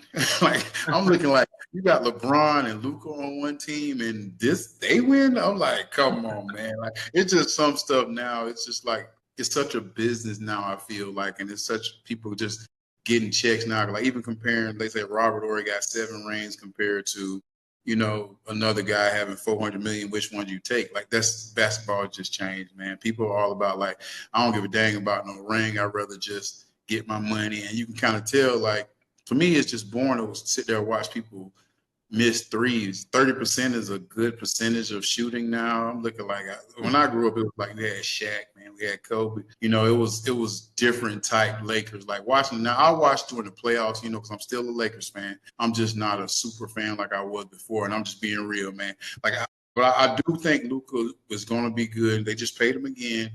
So you'll be there for like 3-4 more years, hopefully. So I'm gonna start watching again, but like it's not like the teams used to be. Like I think OKC is definitely a great team, and you don't really see the team basketball no more. You see the guys trying to get the max deals, trying to do this, but they don't really care about the rings like that no more. Carrying over to college football, and I guess that was my next question. Do you keep up with South Carolina football still, and what do you think of Sellers coming into this year? I try. I think they put a lot of pressure on him to be a great quarterback. And for me in college, I don't see how they judge from college that these people are going to be great pros. I would never understand it. Like, they always go, oh, his college just because the team did good, he's going to be great. Like, look at Anthony Richardson. Everybody thought, and when I saw his high school, college, and pro numbers, I was like, dude, how is he a first-round pick? Because how they made it seem at Florida, I thought he threw for like 10 million. I thought in high school, like this dude record in high school, like won like 4 games in high school. They went to college, won like 13 games, maybe in 3 years. And I'm looking like, where do these people get this thing from? Some people can get hype and then we'll just think they're going to be awesome. Like, even with Rattler. Rattler is in New Orleans right now. And, I thought Rattler was going to be pretty good. And not saying he's bad, but he's not like, I just think a lot of times in college, even in the league, man, people get hype under them and we just automatically ride with it. Like Clowney was a great player for South Carolina, but, transitioning in the NFL is not so much. Sometimes people just have that physical ability and they just can do things. But then, a transition, you have to go to another level. People working harder than you worked in college. Yeah. But you still like in high school was good, college you were good. But then in the league, you got people that might not have the same stature, but they're working harder. They're learning more. They're doing certain things to get better. And you're still trying to transition from the same stuff because it worked for your whole life. But he's still getting paid well and he's still doing good. So you can't really knock his career. Yeah. My buddy sent me an article the other day. It was like top 5 plays of all time in college football history. Yeah, he got to be like number 1 play. Well, somebody put the Clowney hit on there, and I was like, yeah, it was a big hit, and it's what he's remembered for, kind of. Whenever you hear his name, people think back to that hit. But I mean, think of like Doug Flutie, the marching band on the field. Right. Cordell Stewart's Hail Mary against Michigan. Plays like that. That defined the game. I think South Carolina was up pretty big on Michigan when he did that hit, or they controlled the whole game. So it's tough. It's tough to say that's a top play of all time, but it was definitely a powerful play. It was an impact play because it shot him from being, he probably would have been the number 1 pick overall anyway, but it just solidified that he's going to be that. It's kind of like when you see the hit from Sheldon Brown on Reggie Bush. Yeah. And that's a big thing about my career that I don't have. I don't have that one play. Like, James Harrison with the 100-yard touchdown in the Super Bowl. It's like certain plays, like some people have their signature play. You can think about just that play. Cam, all these great plays he has, but only play they really remember is the one when he didn't go for the ball. Like all the so everyone like Leon Lett got when he running and he fumbling in zone. Hall of Fame type career, but all they remember. So everybody has a play. It could be good or bad, but it can end up being something that you'll always remember for. Yeah. My last question. You talked about the signature play. I think there's a lot of people who feel like you should be in the Hall of Fame, and we just saw Jared Allen get in. Congratulations to him. But he only had 2.5 sacks more than you. What's your thoughts when you see something like that? Well, in my position, I would say that he led the league twice, and that's something that they like to see. He was a 4-time All-Pro, first team. I was 2-time All-Pro. I would say I have Hall of Fame numbers, but I'm not a Hall of Fame person to them, I guess. That's the only thing I can say. I was talking to someone about it today. They was like, well, you probably won't make it to the Hall of Fame. And I said, that's cool. I said, I got the numbers up. So it's obvious not the numbers. So it's got to be new. So that's the only thing I can put on. Like, no matter what you want to say, you're saying he got Hall of Fame numbers. But so it's obvious just me that y'all don't want in the Hall of Fame, and I understand that. And I'm coming to terms with it. And I don't even want to fight. Like I said, I have Hall of Fame numbers. I'm just not a Hall of Fame guy. That's the only thing I can say. Like, I'm not a guy that deserves to be in the Hall of Fame. So that's how I see it. But I do have Hall of Fame numbers, so I can always pat myself on the back for that. And then, even the person was saying, well, you might get in later, like I don't really want to be 60 years old and going up there like, yeah, I finally made it. Like that show you that I did that 25 years ago. Like, for me, that's like, okay, cool. By then I'll be like, peace, thank y'all, and walk off the stage, because half the people that I want to thank probably dead now. Yeah, it's tough. I think you're definitely a Hall of Famer. I mean, if you look at the people you're around on the all-time sack list, you're one of the best defensive ends to do it. It's a tough conversation, and you just never know what they're looking for. But, that was cool stuff. Once again, thanks so much for coming on. That was John Abraham. 15-year vet, crazy to probably say, played for the Falcons, Jets, and Cardinals, and obviously played college ball at South Carolina. But again, thank you for joining us. This was really exciting. Go Cox. All right, so that was John Abraham. Got a few quick segments before we kick it, or another quick segment, and then we'll kick it over to our next interview, and then we'll close out with another interview. But I have a good one for you guys. We were talking about doing more quiz-related type segments. We'll think of a name for it eventually. I thought this was cool. I was sitting here thinking about it while we were kicking it over to the interview, and it just hit me. I'm going to give you each 3 spots. You guys cannot use the same one. Give me your top 3 backfields of all time. Running back tandems. That's tough off the top of the head. I mean, favorite or best all times? I was about to say favorite, Curtis Martin, Lamont Jordan. Boom. Yeah. You can't say Jets. I'll give you Mike Raiders Allstott. legend. You can't say Jets. I'll give you Mike Allstott. Work done. The Sean Green one was better. Tomlinson, What, right? with Tony Rich, the JETE I'd Jets? say Ahmad Bradshaw and Derek Ward. Oh, yeah. No, Brandon Jacobs, Derek Yes. Ward. First pair of 1,100-yard rushers ever, That's I think. Ahmad Bradshaw is Joe's favorite Giant of all time. Fun fact. Yeah. The guy ran with heart. Let's just do best. It can't be favorite. Should we finish our NFL preview by giving our Super Bowl picks? Yeah. Let's talk. Let's do this real quick. We'll kick it over to fantasy, and then we'll close out with like a NFC North / Super Bowl picks type thing. Is that cool? Sounds good. I think everyone's thinking right now. Yeah. I think you quieted. There's I'll think out loud to a poster I used to have, Thunder and Lightning, even though Teak and Ronnie Dane. I'm taking away. Yeah. I'm taking away New York teams. I want to make this good. Like, I think Kamara and Mark Ingram legitimately might be like That the was best of pretty the last 10 years. is that your? Yeah, that was really good. Is that your first pick, Joe? Are we doing a draft or? I'm just having you guys fill in your top 3. Well, the 72 Dolphins had Mercury Larry Morris, Zonka. Larry Zonka, and Jim Kick. I was about to say that. So that might be your answer. Joe, think where you're heading this week. MJD and Fred Taylor. That's what I Yeah, thought of. Steve. That was filthy. Steve, that's solid. That might be it. That's what I thought of. Steve, I think you might have won it. Did you guys ever see the? Without Priest Googling Holmes, this did Priest stuff. Holmes and Larry Johnson ever share the same backfield? I know it was like Priest Holmes in like 03-04, then Larry Johnson 05-06. Yeah, Priest Holmes. If there was Yeah. any overlap, it's pretty legit. Mike Turner and LDT, sorry. Darren Sproles and LDT. Allstott and Dunn. Well, they weren't that great. They just What? Mike Allstott and Warwick Dunn. I think Wark Dunn's a little underrated. Mike What about Pittman, like even? in All-Star? One of those, I'm drawing a blank here, but any of the Steelers teams in the 70s? Franco No, they Harris, just had anybody? Franco Yeah, Harris, it was pretty much just him.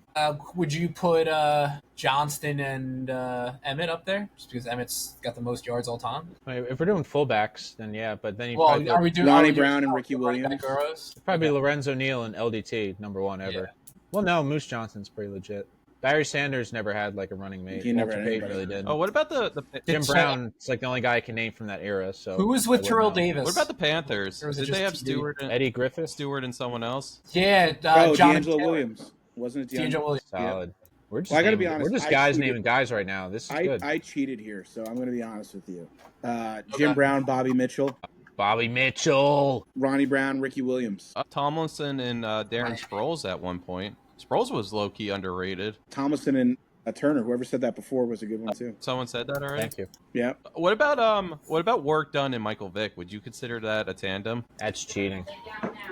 Yeah, that was I remember playing Then what I was would say that? Cam Newton and whoever. Was that 2K7? Was that the year that they were on or no, sorry, Madden 2004. It's Madden 2000. Ricky Williams That and was- Ronnie yeah, that was Brown. filthy. We said that, right? Ricky Williams and Ronnie Brown. Yep, Ronnie. Yep, that was Do you guys remember Crazy. the Arkansas? I know this is college, but the Derek McFadden, Felix Oh Jones. my God, Darren McFadden and what was his name? Felix Jones. One of the Cowboys, Felix Jones, the Cowboys drafted. And that Didn't guy, Derrick Henry and T.J. Yeldon share a backfield? There was more than that. It was Yeah. Derrick Henry, T.J. Yeldon, and was it Trent. Damian Harris? Imagine being a lower level D1 team having to go against that, and then you're going against 300-pound linemen. Me and Steve actually had this conversation about that How Alabama. do they backfield. schedule those guys? What'd you say? We actually had a conversation months back about that Alabama backfield, those 2 years, where it was just running back after running back after running back.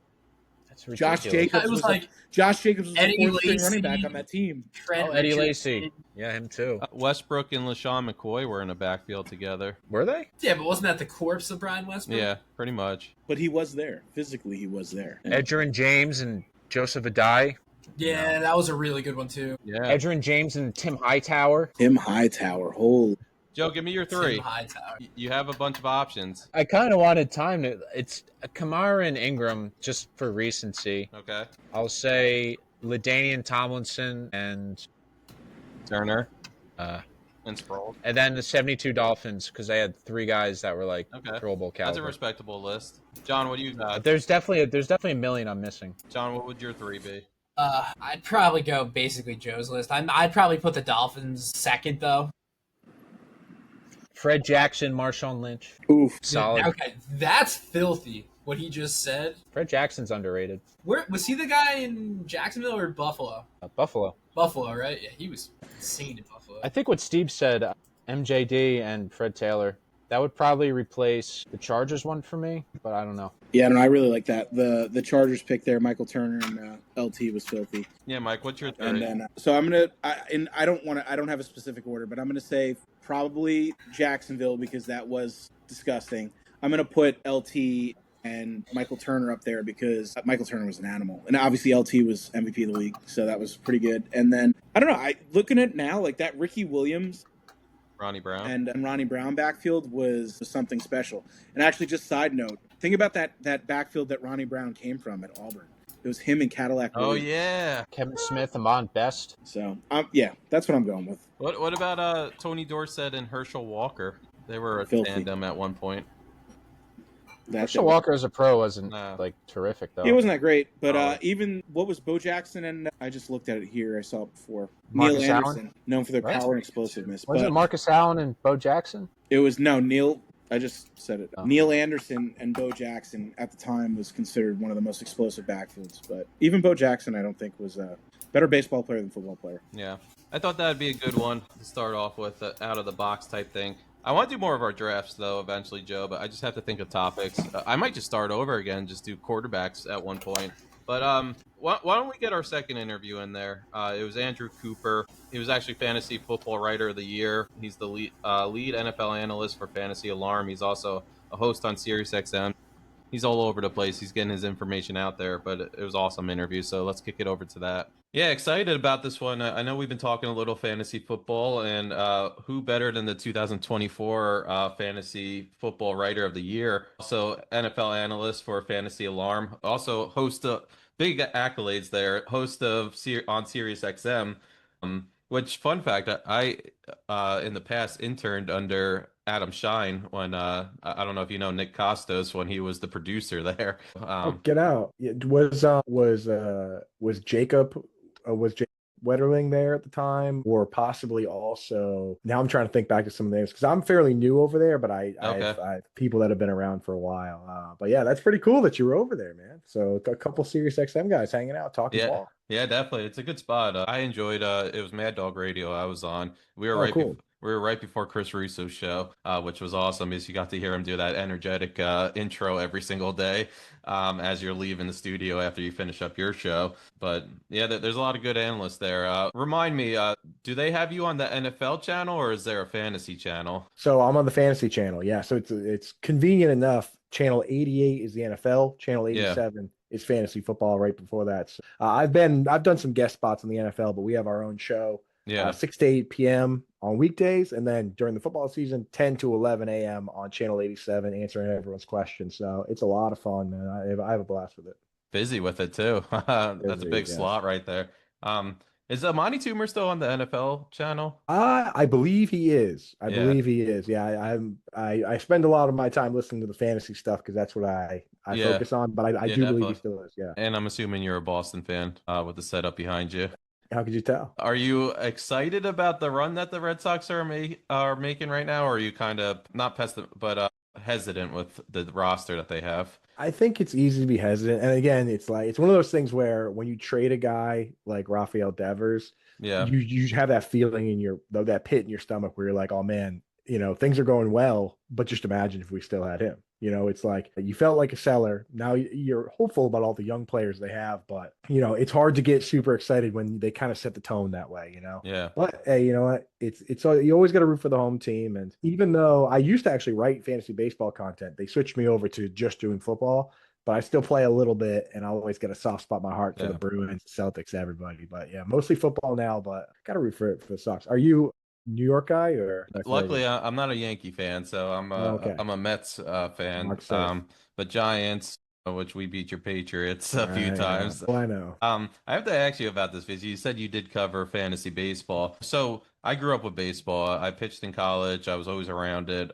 I feel like that was early on in my life. My big forte right there was my baseball knowledge. Like I could read you off any baseball card stat by stat. I don't know about anymore, and I think football's jumped in front at this point in my life. But I've tried, like even when I absolutely loved it, watched it every single day, I tried doing fantasy baseball, and it just never stuck. And I gave it multiple attempts, and I don't know if it's the everyday thing. I don't know, the rosters, you have to start 9 guys, and then you have your pitchers going, and it just feels like free agency has such slim pickings. And I always got crushed by the catcher position because if you're not picking a catcher early, it's it feels like running backs these days where you're not going to get a good one. But it's actually catcher to me feels mostly like tight end, where it's there's a couple really good ones that actually play every day, or even sometimes they'll play first base, like JT Realmuto and some of those guys, but then it really drops off. And I really equate it to the tight end position. But you're right, it's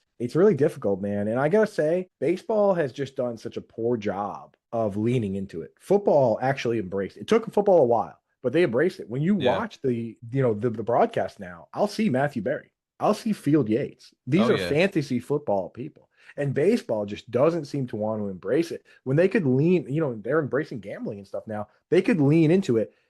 It's crazy that I'll talk to my dad and he's still a quote unquote baseball guy. He kind of follows the Red Sox, but he doesn't even know who Paul Goldschmidt is. You know what I mean? Because he was with the Diamondbacks for years. He was a fantasy baseball star, right? An absolute incredible top 5 pick for years and years. But people don't know who he is because they don't use the game to market the stars the way fantasy football does. I really think they could benefit from doing because again, I'm with you. It's such a grind. Setting the lineups daily is nuts. You basically have to be a meteorologist, right? It's I got a guy playing at 1:00, a third baseman. My other third baseman plays at 10 p.m. in Seattle. There's a 60% chance of rain, right? I think they could if they leaned into not only promoting fantasy football, but a best ball format where you actually add people off waivers. but you don't have to set your lineup. It automatically slots in the best players. I think you could really capture a big chunk of the casual audience. So I'm available for consulting MLB for your fantasy, because I got ideas that I think you could capture the casual player. Because dude, even the hardcore baseball players, like baseball fans, it's a grind, and you mess up your lineup once and you feel awful about it, right? Like if you do that in fantasy football, it's a worse feeling. But in fantasy baseball, there are so many opportunities to do it. It really just turns you off after a while. DMs are open. But have you had those moments where like 1 p.m. comes around, you're like, oh, shoot, I didn't set my lineup today. So for me, that doesn't. I've had it happen where I'm working up to the moment and I'm like, oh boy, I got to stop answering questions on Reddit or on our Discord or whatever and get my lineup set. But for me, on Sunday morning, I got a pretty set ritual where we wake up 10 to 11 on SiriusXM, 11 to noon on YouTube. Then I answer questions on Reddit and in the Discord from noon to 1. And during that period, I make sure to get my lineup set. So it's like I'm dialed in, I'm locked in. Every once in a while, maybe a Thursday will catch me. That's where you might get me. Yeah, I've had the interesting conversation with friends before where like I remember early on when when fantasy, when the NFL was embracing it, fantasy football was becoming a big thing. You would sit down and join as many leagues as possible because you're like, this is cool. I'll join with this group of friends. I'll join with that group of friends. Now I feel like I talk to more and more people. And my friends, at least, I don't know if I'm in the mass majority here, but I feel like they're like getting away from that and they really just want to be in like those 2 or 3 leagues that they can concentrate on. Because like realistically, like when you start joining 4 or 5, even 6, and I still have buddies who do it. I don't know how they do it with like waiver wire and stuff like that and setting your starting lineups. But do you feel like that in some ways takes away from the fun of fantasy football by being in that many leagues? And honestly, like you could do daily fantasy and probably accomplish just as much as doing the season long grind. Yeah, I agree that it does. It takes away a little bit from it. It definitely makes it so that you're less competitive. I don't care who you are, unless you're dedicating your full time to this, you're not going to be engaged in trades the way you are in one hometown league. Like for me, I think the perfect setup, even if you wanted to be very much involved, I think the perfect setup would be to do 1 or 2 regular redraft leagues, right? Then one dynasty league, and then the rest just do best ball. Because best ball is so available now, and it's such a great format. For those unaware of what best ball is listening, basically you do the draft and you draft like say 18 rounds of players, but there's no waivers, there's no trades, and an algorithm every week just slots in your top players. So every year I do, literally at this point, I've done well over 100 of these drafts, just because I'm good at the format and I like the format and I like to draft. But now I don't have to go through and manage these teams, non-managed teams. I think for people that want to scratch that itch, draft in getting into more leagues that have waivers and trades and lineups is not the answer. Best ball might be the solution. If you want to take it very seriously and try and be a high stakes type guy, then you probably do have to max enter leagues on like FFPC or whatever. But that's totally different than just making 100 leagues with your friends, right? Yeah, I'm actually just learning about best ball. I don't think I've ever done it before. Give it a go. And if you shoot me a message after this, we found all the sites we really like and we got promo codes set up with them. I don't want to be plugging stuff on your show, but is it on most of them though? So you can do like just to name some platforms. You can DraftKings now has it. You can do it on Underdog, which is like kind of the big one for the big contest, right? There's like $20 entry contest where you can win $1.5 million. Oh, that's amazing. Yeah. So and last year I made it to the final day of 660,000 people. I finished in the top 250 on that one. That's crazy. I'm ready to rock and roll. Yeah, the top 1% of the 1%. So I'm back in there again. And then on sites like Sleeper or Drafters, you can create custom ones and do them with your friends. So on like DraftKings and stuff, those are like, okay, I'm jumping in these big industry ones. I'm going to compete against this giant field. On other sites, you can go in and create them with your friends and draft them. And then, it's especially fun for like casual people that don't want the full grind. You want to play with your aunt or whatever. Here are your guys. You're rooting for your guys every week, and you don't have to set it. It will set itself. It's really the most friendly way to play, and whoever invented it is a genius because it's made my life a lot easier. I've actually left a lot of I was doing a ton of leagues. Now I'll basically, if you have a charity best ball league, I will do it. If you have a league for charity that is managed, I will do it. For the most part, I'm not joining any new leagues. Like it's gotta be something that some worth behind really it. that's doing something good, you know? Yeah, and if you have the sleeper league already that you've been running for several years, can you switch it to this? You can. So you can absolutely switch to the best ball. The one thing on Sleeper that I don't love is that the best ball is only available via the app. Like you can't do it on desktop. So you can Okay. set it up on desktop, but like for some reason their best ball is only part of the app. I have no idea why. I'm sure there's some tech reason behind it. But yeah, you can actually switch over to that if you want to. And the thing about them is that so I have my hometown league. We actually just do a bunch of best balls together after the draft because we don't want to give away any secrets for our big draft. But after we do our regular draft, we just do a bunch of best balls and draft together because you don't have to even think about it. Like I don't even check those teams a lot of times until the end of the season when I look and say, oh, hey, I'm winning. Or once you get to the playoffs, you see if you're gonna make it to the next level. So it's a very cool format. At this point, are your hometown buddies trying to get you out of the league? Do you keep winning it? I'll tell you this. That league is one of the toughest that I'm ever in. The reason that's so hard is that a couple of my good buddies, they're subscribers to our website. And they have my rankings. They know who I like. One of my buddies we do a flag plant show on YouTube every year. He's in the comments, like commenting, right? He drafted a bunch of my guys last year. So it's very difficult. Also, no one will ever trade with me or let me trade them a tight end because like that's my position. So it becomes much harder when all your takes are public for sure. Yeah. And you bring up subscription base. That feels like what everything's turning into, newspapers, media, websites, and even fantasy football. Do you put any because I go in the stores sometimes and if I see a magazine shelf, I'm instantly there like right away, because sometimes I just like having that physical copy. And like when you're sitting down doing a draft, it's like you're circling things and stuff like that. I'm like old school in that sense. But do you think that like the reason we're shifting away from like that magazine platform is because these magazines are getting put together in the spring and so much changes over the summer? That's exactly it. But we also get why the feeling of having that guide in your hands, right? So Howard Bender, who's been doing this for years and years, he's one of the original hosts on SiriusXM, and he kind of runs the show with us. He has always been adamant that we will always have a physical product available, but not necessarily a magazine that's in stores, because you're right, they get outdated so quickly. I mean, one injury, like guys like Ja'Cory Krosky, Bill Krosky Merritt, as he likes to be called now, right?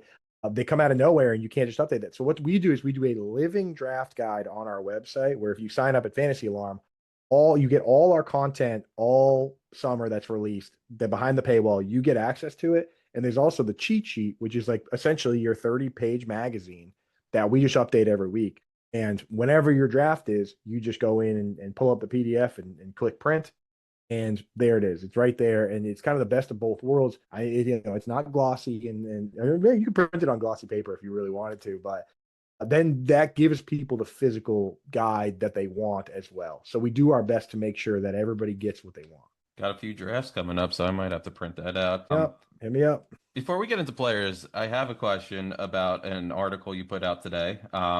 You said you've been working on it for several weeks. Can you talk about that a little bit and like what was the reason behind why you wanted to put this together? And I guess like what are some of the major points that you tackled in this? Yeah, absolutely. So the article I just came out with, once a year, I do what I call like a bit of an artsy piece, right? So last year I did 3 books for the Dynasty Trader. That actually we won Fantasy FSWA Article of the Year, that one. So this is mine this year. I've always picked one article that I work on kind of in the background all summer, and I wanted to tackle some fallacies in fantasy football. Both, I think it's something that can help you get through some of the noise that comes from fantasy analysts, including myself. I mean, the thing about fallacies is that anyone can fall for them. Going through this list, I used examples of fallacies that I personally fell for in the past. I'll give you an example right now of one that I fell for. Appeal to probability, right? So in his rookie year, Amon-Ra St. Brown was a day 3 pick. The team was rebuilding. He came out and he played okay he played good in the second half, right? But in my mind, day 3 wide receivers have a 5% hit rate. 95% of them don't end up amounting to anything. And I was worried that they were going to go out and draft other wide receivers like they did with Jameson Williams, and he was going to fall on the back burner.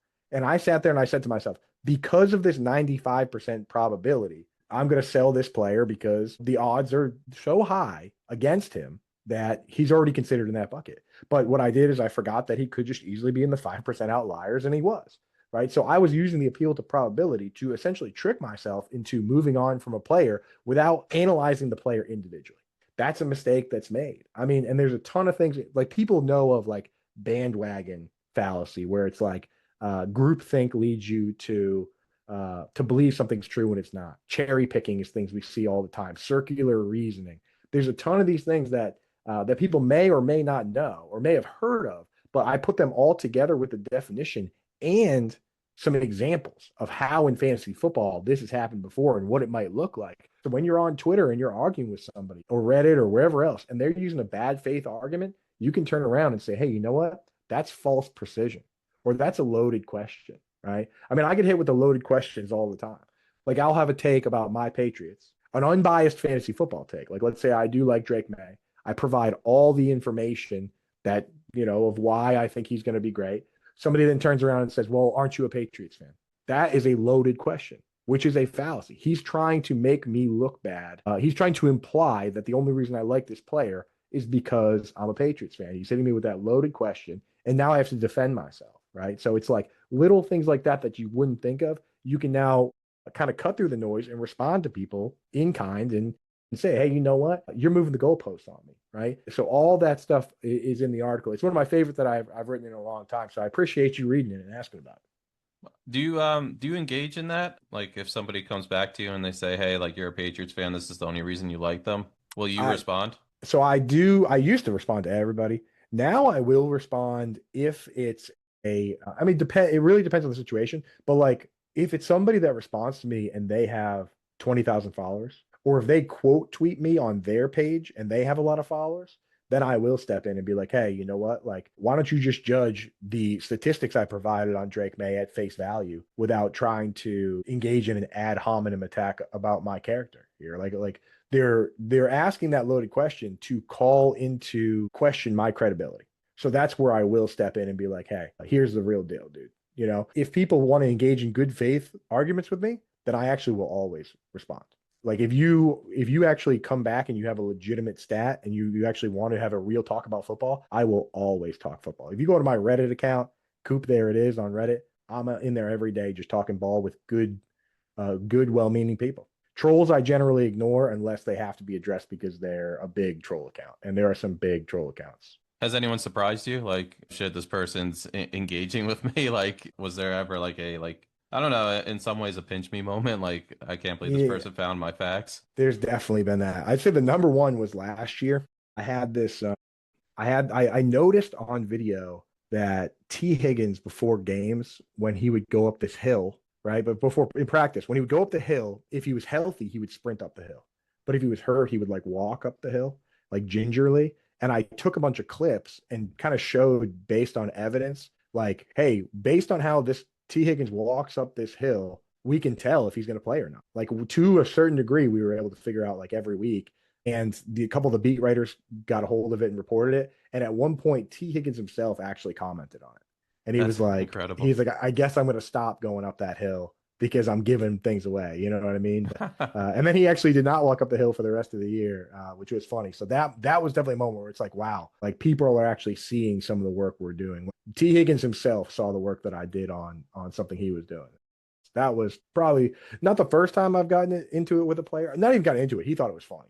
But yeah. I mean, it's like you'd be surprised how many people are Googling their own names. I've had a tweet where I said Evan Engram deserves more money, and he retweeted that. It's like they're out here looking up their own names, no question. Did you? I believe the Jags parted ways with him, right? Did you like the idea of them not buying into Evan Engram anymore? Because you said tight end's your position. What's your thoughts on Evan Engram? All right. So I'm actually very much still in on Evan Engram, given the circumstances. If you dive into the situation, Liam Cohen was with the Rams, right? And they use a 3 wide receiver setup with 1 inline tight end, Tyler Higbee. It has to be a 2-way inline tight end. And then he went over to the Buccaneers. He did the same thing. And one of the key things they do is they take one of their best wide receivers and they put him in the slot for 3 wide receiver sets, then move him out wide for 2 wide receiver sets, right? Cooper Kupp. Think Cooper Kupp, the year he had the highest scoring fantasy season of all time. He actually ran the fourth most routes of any wide receiver from the slot, but he still stayed out there for 2 wide receiver sets. Chris Godwin with the Buccaneers. That's the plan. You put him in the slot and you roll that way. Well, when Liam Cohen got to the Jaguars, he knew that he was going to put his best guys in the slot, the best wide receivers. So he didn't need a smaller slot guy in Christian Kirk. He also didn't need a big slot tight end in Evan Engram. So they knew what they were going to do, him and James Gladstone, and they moved on from those pieces. And Brenton Strange is the guy that's an inline tight end. He looks more like K. Dotton or Tyler Higbee. So I don't blame them at all for getting rid of the pieces that don't fit the scheme. And Evan Engram, luckily, went and landed with a guy, Sean Payton, who has a history of using a big slot tight end, the Jimmy Graham Joker role, right? So it's like, and right when Sean Payton signed him, Evan Engram goes out and he tweets a GIF of the Joker, of Heath Ledger's Joker. Like they told him what the role was. So yeah, of course I'm excited for him. Doug Peterson's gone. Doug Peterson was the guy that liked using Zach Ertz and Evan Engram as the big slot. He's gone. So they got rid of the piece and he landed somewhere else. So you know what? If he had landed on a different team, I wouldn't be excited. But because of where he landed, I'm just as excited. Absolutely. And outside a Brock Bowers type who seems to be going at least in the second round, I've noticed. Are there any tight ends you're taking? I don't know if it's a risk on, but like drafting in the first 3 or 4 rounds? Yeah, I think the first. So again, with Brock Bowers and Trey McBride, where they're going, I think you got to realize that like drafting a tight end in the second round, you're expecting him to have a top 10 all-time season. And people say that's crazy. No, I'm not expecting that. But when you start crunching the numbers, yes, you are. Like the only times that Travis Kelce was worth his pick in the first or second round, he scored over 300 PPR points. All 3 of those seasons were top 10 all-time. The all-time best tight end season in fantasy football was Rob Gronkowski in 2011. He scored 330 PPR points. Guys like Jamar Chase and CeeDee Lamb, they're scoring 400. You're not making up the difference in positional scarcity unless you're getting those 300 points. So it's entirely possible for Brock Bowers to do that, but picking him in the second round, that's what you're getting. The earliest tight end I'm willing to take is probably George Kittle if he's there in the 4th round. Okay. In the 4th round, I can stomach it. And he has just as much upside as anybody else. Last year, he led all tight ends in fantasy points per game. He was the number 1 tight end on a per game basis. That team is really highly consolidated. They use a fullback. They use a blocking tight end. So the top 2 wide receivers and the tight end and the running back end up getting a lot of targets because it's, the fullback and the blocking tight end, they don't soak up targets. And, they gave Luke Farrell $15 million. He's going to do a bunch of blocking. Kyle Juszczyk is back. He's going to do his blocking. It's how we got Johnny Smith last year too, right? You got Alec Engold and Julian Hill and those guys. So yeah, George Kittle probably the one. If I'm going to draft one early, it's going to be him. But again, I'm not taking a 10 in the 2nd or 3rd round. It's just not how I operate. Right. Out of the 2 rookie, the big name first round rookie tight ends, who are you more excited about? Because I guess they both have their positives, but they also both have their roadblocks. Colts. I mean, Warren doesn't have too much to compete with for targets, but you also have Daniel Jones or Anthony Richardson thrown to you. But on the other end, Colston Loveland, I guess you could start calling him tight end 1, but there is another tight end in the room that can still be a productive, I guess, NFL tight end. And then you have solid pieces, 2 very good receivers on the outside, a good running back. So there's a lot of targets going around. Out of the 2, who are you more excited about, Colston Loveland or Warren? Yeah, it's a tough question. In Dynasty, I love both, right? Because they'll eventually find themselves a role. The thing, if you had to ask me to write on a sticky note, just the number 1 thing that's important for tight ends in fantasy football, it's to be a top 2 target on the team. The vast majority of difference-making tight ends either lead the team in targets or are second. It's actually very rare for teams to have 3 guys all get 100 targets. The last time it happened per Pro Football Focus was 2022. And that was actually the Vikings when TJ Hawkinson got traded to the team mid-season. So it actually might not have even happened. So you really don't want a guy to be 3rd on the team. It really depends, like you said, how you feel about guys like Michael Pittman and Josh Downs, guys I both like. But also, with Loveland, you've got Cole Kmet, like you said, and then a ton of weapons. So for me, if I had to pick one right now, I would pick Warren. The thing with Warren is that we know he's going to be the every down inline tight end. Michael Pittman did have the back issue. Who knows what that's like this year. Josh Downs is a part-time slot player who doesn't play more than 75% of the snaps. They do like using Alec Pierce. And even when Alec Pierce and Pittman were hurt, Adonai Mitchell got those snaps. The other thing with Warren is that this guy is not only is he a freak, but he's a converted quarterback that got legitimate snaps at quarterback. I see you nodding your head. It's like when you watch this, when you go back and watch the highlights from this guy, it's not just a dude making a bunch of contested catches and, forcing missed tackles, which he did do. This guy was lining up at quarterback. This guy was lining up at running back. He threw a touchdown pass, right? Like, if you want to run the tush push, you have a guy, right? Like, you have a guy he's probably taken 1,000 snaps under center in his life, right? Like, just between practice and games. Like, even if you're a high school quarterback, you spend so much time taking snaps. Like, he has an advantage versus, like, Tucker Kraft even. Yeah. And Warren's so big, you forget that he's athletic like that. But it's crazy. He's a freak. That's why he went in the first round. Yeah. Over 100 catches, right, at Penn State. At Penn State, he came in as a quarterback, and that was one of the most loaded tight end rooms maybe ever. So when he was at Penn State, they had Pat Freiermuth, they had Brenton Strange. These are, NFL caliber tight ends. And they had a third one. They had Theo Johnson, who was you're right, Johnson. Yeah. So it's like they had literally 3 NFL caliber starting tight ends in the room, and Tyler Warren worked his way up through that room to the point where they said, we're going to actually use it. This guy's are going to be our starting tight end. This quarterback we had from before. They could have easily, with that hit rate and those successes, they could have recruited any tight end in the nation, probably. Yeah. Like places like Iowa and these like tight end factories. Penn State, like if you're a tight end prospect and you look at those names, Freiermuth, Strange, like you say, I'm going there because I'm going to the NFL. But no, they stuck with this kid, which is huge for his character, man. Yeah. Few quick questions just because Zoom always kicks me out. But I wanted to ask about the other rookies, specifically the 2 running backs. Are you someone who likes to pick a rookie running back in the first round? Because I know Gentry's been going in a million of those. And what is the ceiling for TreVeyon Henderson? Yeah, so I made the mistake along the line of saying I would never take a rookie in the first round because I've been doing this for like 20 years. And you got to realize guys like Zeke Elliott, Saquon Barkley. Saquon Barkley was one where I said I wasn't going to do it, and it was a mistake. He was awesome. He caught like 90. You're a Giants fan, right? He had 90 catches or something insane like that. Even Trent Richardson as a rookie was pretty decent. Like he ended up being a bust, but like what a name guys, drop. Guys that are drafted that high. That's my point. If you're drafted top 10, it happens so rarely, and the hit rate is so good that it's like I have no problem doing it. I wish he was not on the Raiders, but like at a certain point, you just got to go for the upside of a guy that, they have no one else in that backfield. Now with TreVeyon Henderson, you got to be a little more careful. In a full PPR format, I'm definitely in.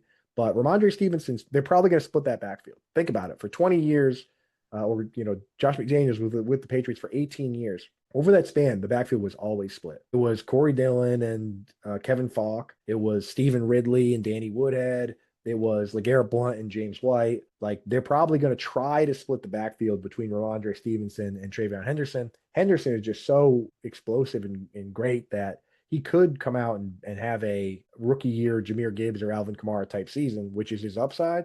But he could just end up being a James White type guy. And James White to me he's a goal. James White has 3 different playoff games with 16 or more targets. So like we're talking about a very good player, but you got to remember that like sometimes rookies do just split the work. So with Gentry, it's wheels up completely because there's no one else there and they committed to him. With Henderson, there is a possibility he splits the work, but I think he's still going to have a pretty decent floor just on catches alone. Yeah, and sticking on the Patriots, just because you tweeted about this, if that's what it's still called. I know that not heavily sought after quarterback right now, or not like the top guys, but Drake May, definitely someone who got drafted high, definitely someone that the Patriots like a lot. But you made a cool point. The wide receivers drafted by the Patriots over the last 15 years with the most fantasy points is Braxton Berrios, which is a crazy stat. Does that type of stat make you hesitant about Patriots quarterbacks, or do you just throw that away and not worry about it with someone like Drake May and a new head coach? Up until this year, I would have. It was applicable because they still had those guys, right? Like they still had the guys on the list like Jalen Polk and Demario Douglas. The fact that they did go out of their way, and again, the Patriots were able to, over that span, get some guys. Randy Moss came to town, and he was pretty good, right? 23 touchdowns that one year. So the fact that they went out to get Stephon Diggs, the fact that this new regime, again, it's new people making the picks. They like Kyle Williams, right? They potentially have this kid, Efton Chisholm, an undrafted free agent that's getting a lot of hype. And Hunter Henry has been reliable. He led the team in targets last year. That doesn't have me scared about drafting Drake May in fantasy. The real thing, though, is you're drafting him for the rushing. This is a guy last year who had only 5 design runs for him. So he had 54, 49 of those were scrambles, right? And of those 5 design runs, we're talking like a number of those were like kneel downs or QB sneaks. Like this guy, they didn't call it design runs. Alex Van Pelt, when asked about it, said, why would we have our quarterback doing design runs? We have 3 wins. You know, like when he took over the team was 1-5, right? But so he was able to amass those rushing yards on only scrambles with just a few more design runs. This guy has an incredible floor. I went back and looked. Every quarterback that has run 85 times and played 16 games over the last decade has finished top 10. Every single one of them finished top 10. And that's 5 carries a game. So if you're willing to run 5 times a game, then you can be a QB1. And if you expand that to 20 years, there's only one guy on the list that wasn't a top 12, and it was Colin Kaepernick. We're talking seasons from Vince Young, where he was a QB1, Tyrod Taylor, Daniel Jones. Like, they have seasons where they were like QB 8 and 9 in fantasy just because they're willing to run. It really is the cheat code. So Drake May, like, even if the weapons fall flat, if he's just willing to run at the pace he did last year, then he'll hit that number. And if they call more design runs, I mean, we could see a lot. I mean, he's no Cam Newton, but Josh McDaniels called 137 rushes for Cam Newton just a couple years ago. Knowing what you just said there with the designed runs, does that mean you're holding, maybe not on the playing field, but like guys like Josh Allen, Lamar Jackson, and Jalen Hurts at a higher fantasy worth than like a guy like Joe Burrow? The top 4 should always go before the top 4 mobile QBs should always go before Joe Burrow and Patrick Mahomes. Those guys can hit those numbers, but you really do have to throw 45 or 50 touchdown passes, which the only 3 guys to throw 50 touchdown passes are Tom Brady, Peyton Manning, and Patrick Mahomes, you know, but like Joe Burrow absolutely could. But I do draft the 4 mobile guys first every time. It's Lamar Jackson, Josh Allen, Jalen Hurts, and Jaden Daniels. Those guys, in my opinion, should go first every time, especially if it's a 4-point passing touchdown league. Those should be the first guys, first 4 drafted. And are you taking them early? So I don't usually take Lamar or Josh Allen. They go too early. I will take Daniels or Jalen Hurts if they fall a little bit. And Jalen Hurts is one of the most affordable guys. He usually goes 4th. And I just doubt last year it was such an anomaly with the Saquon chasing the record. They threw the fewest passes of any team in the league. I think they're going to have to throw more this year. So I think Jalen Hurts is going to be, of the top 4, pretty good bargain because any 4 of those guys could be the QB1 overall, but he's just the cheapest. Yeah. My last question, I need to ask a Jamar Chase question because it seems like he's going number 1 in a lot of leagues. Bijan Robinson's jumped up. I know some people have taken chance on him. I know last year when I was sitting down thinking about the first round, Justin Jefferson and Jamar Chase were like a coin toss. It was like either one's a great fit, and they still are, but it seems like Jamar Chase has really jumped in front of Justin Jefferson. What about last season made him kind of distance himself from Jefferson? So it actually, to me, isn't about last season, but it's about this season. With my first round pick, I want as much certainty as possible, right? I want to know my guy is the guy and that the conditions are ideal, right? So for Jamar Chase, conditions have not materially changed for him at all. He's the number 1 wide receiver. He's playing with Joe Burrow. The defense is bad. They're going to be throwing the ball all over the place, right? With Justin Jefferson, the conditions have changed, right? First of all, he's going to be used just this alone. The fact that J.J. McCarthy is coming in is enough uncertainty to scare me a little bit. We don't know what this guy's going to look like. And I have high hopes for him, but we don't know. Also, oddly enough, over the last 2 years, there's only been 1 game where T.J. Hawkinson, Jordan Addison, and Justin Jefferson all played more than 75% of the snaps. Somebody has always been hurt or suspended or coming back off injury, which Hawkinson was last year. We've actually never really seen these guys all on the field at the same time. That really does scare me, especially because what we know about 3 guys all getting as many targets on the same team. So, and the team also, they have a good offensive line. They could be a little more run heavy. I do worry about all that to the point where I actually have Jamar Chase at wide receiver 1 and my wide receiver 2 is CeeDee Lamb. And then I have Jefferson at 3. So I probably won't have a lot of Jefferson, and that's okay. Even with Pickens coming in, you're okay with CeeDee Lamb at 2? Absolutely. I would rather have, like, if you switch the situations and Justin Jefferson had Dak Prescott, then I would pick Justin Jefferson. it's about, we know that Dak Prescott can support the volume. We don't know if JJ McCarthy can, and you're splitting hairs in the top. You're splitting hairs at the very top. Yeah. Sorry, time's running out, but no worries. I could probably sit here for hours. That was amazing information, and just like the in-depth thoughts that you give is just why I can see you were Fantasy Writer of the Year. But thanks for joining us. I'll definitely be keeping up with your work, and we'll have to do this again sometime. Yeah, well, you let me know, man. Thanks for having me on here. If anybody wants to find my stuff, Coop A Fiasco on Twitter, or just type in Andrew Cooper Fantasy Alarm. All my content will come up. So thanks for having me. Absolutely. I love talking ball. Yeah, so that was Andrew Cooper. Real quick, what we're going to do, we're going to do an NFC North preview. We're also going to give you our Super Bowl predictions. I think this is by far, I think we can all agree, that the best division out there right now. The Lions seem like they're the favorites again, but you can't really count out the Vikings. You can't count out you can't really count out the Bears either. Why am I drawing a blank on the fourth team? Packers, yeah. You can't count out the Packers either. That was bad. Jordan Love could be giving his Hall of Fame speech, and I still can't decide if he's good or not. Or guys just happen to catch his jump balls, because that's 60% of his production. All right, that's it for me. If you get 2 years ago, Jordan Love, where he took down the Cowboys and made a run with the Packers, I think that's the one that they were expecting last season, but injuries really kicked in. I mean, it's really if Jordan Love's health can stay. I don't know if you can know what you're going to get out of the receivers either. I think they drafted Golden, and they're still saying Reed is going to be the number one target. But I don't know. I think they drafted Golden to become that number one guy. So, they have an interesting offense. It's really a matter of who's going to step up. But like that was the whole that was when Aaron Rodgers was there too. It was a bunch of no names that stepped up.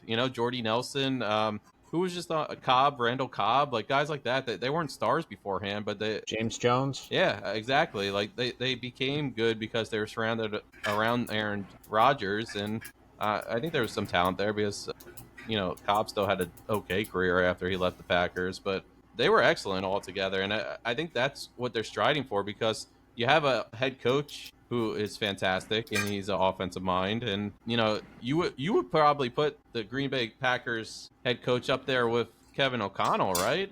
He has to be at this point. Ever since he joined in 2019, just the turnaround they've had. Like, even his 3 years he had with Rodgers, it was like 13-3, 13-3, 13-3.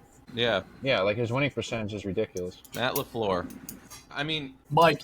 Go on, John. Oh, wait, no. Mike's his brother. Never mind. Mike's his brother, yeah. Mike's in L.A. now, yeah.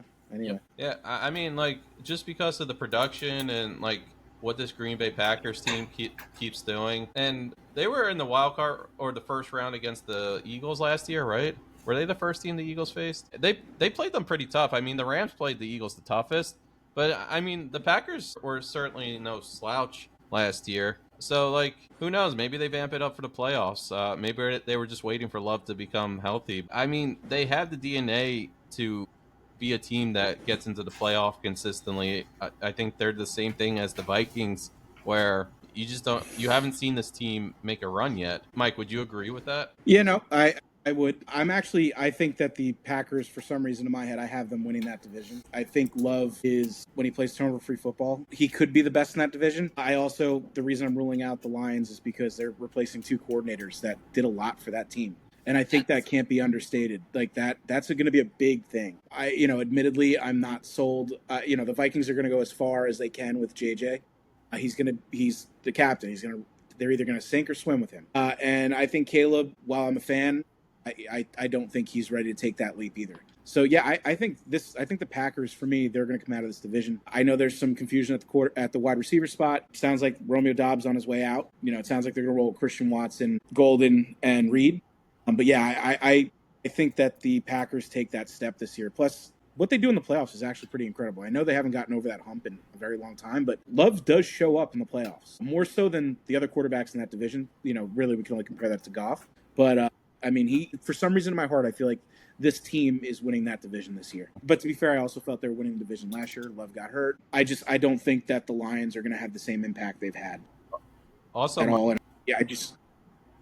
one big point to make, you bring up the two coordinators, which is a very good point. But Frank Ragnow, the center, who was like all-pro center, he retired, and now they're replacing. They're moving someone over on the line and replacing him, and I think they're replacing him with Glass now. I could be wrong, but they move someone over to the center position, and that's going to be a big transition because if you think about like most important positions on the field, and it's not every day where there's a Jason Kelsey retiring and you're just plugging in Cam Jurgens and all of a sudden you got like this Pro Bowl center, back-to-back Pro Bowl centers. Like that's hard to do, and I think we're going to see that out of Jared Goff. Like, there's going to be a lot more pressure. He's going to have to think on his feet quickly. And he's got the receivers. He's got the targets. It's just, is he going to have time back there? And with the Lions, the injuries caught up to them. Not necessarily the offense, even though Montgomery wasn't 100% when he got to the playoffs. I think he just played because... No more A.J. Dillon, one of my favorite running backs. That's Packers. Yeah, I know. We were talking Lions. The defense on the Lions were beat up, but Joe, A.J. Dillon. When do we switch to the Lions? We have to give records first. Records? 8-9. Back to you. 8-9 for the Packers, you're saying? Yeah. They went 9-8 last year. How is that crazy? Joe, give me your they breakdown. were playing with a hurt Love. I want to hear Joe's division breakdown. Let's go. I still don't like. I don't know what to make of Jordan Love. There's just something that's telling me don't buy in 100% yet. I don't know. Well, what's your 1 through 4? Let's hear it. Let's hear records and 1 through 4. We'll get to him when we get to him. Here, I'll go because I didn't do mine. I got the Packers winning at Lions. I'm going to go Bears. You'll figure out my standings. That's why people want to tune in. What's this Dugan guy got going on in his head that he's got the Packers at 8-9? Yeah, like who knows what I might say? He was thinking so hard about the Packers. We were talking Lions. He decided to blurt out he misses A.J. Dillon. I think he tuned out. I demand structure. He was thinking about Nickelodeon. Wrong podcast. John, what's your 1 through 4? 8-9. I'm gonna take. So like you said, I totally think this is the best division in football in more ways than one. And it's not like one of those divisions that's gonna beat up each other. I think this division has actually a really good chance to get 3, definitely 2, if not 3 playoff teams. For sure. I'm gonna take the Bears coming in 4th. Give me the Lions coming in 3rd. Ooh. Wow. I have the Steve's getting excited. Packers coming in 2nd. Steve's jumping out of his seat. And the Vikings. J.J. McCarthy, winning the baby. division. Let's go.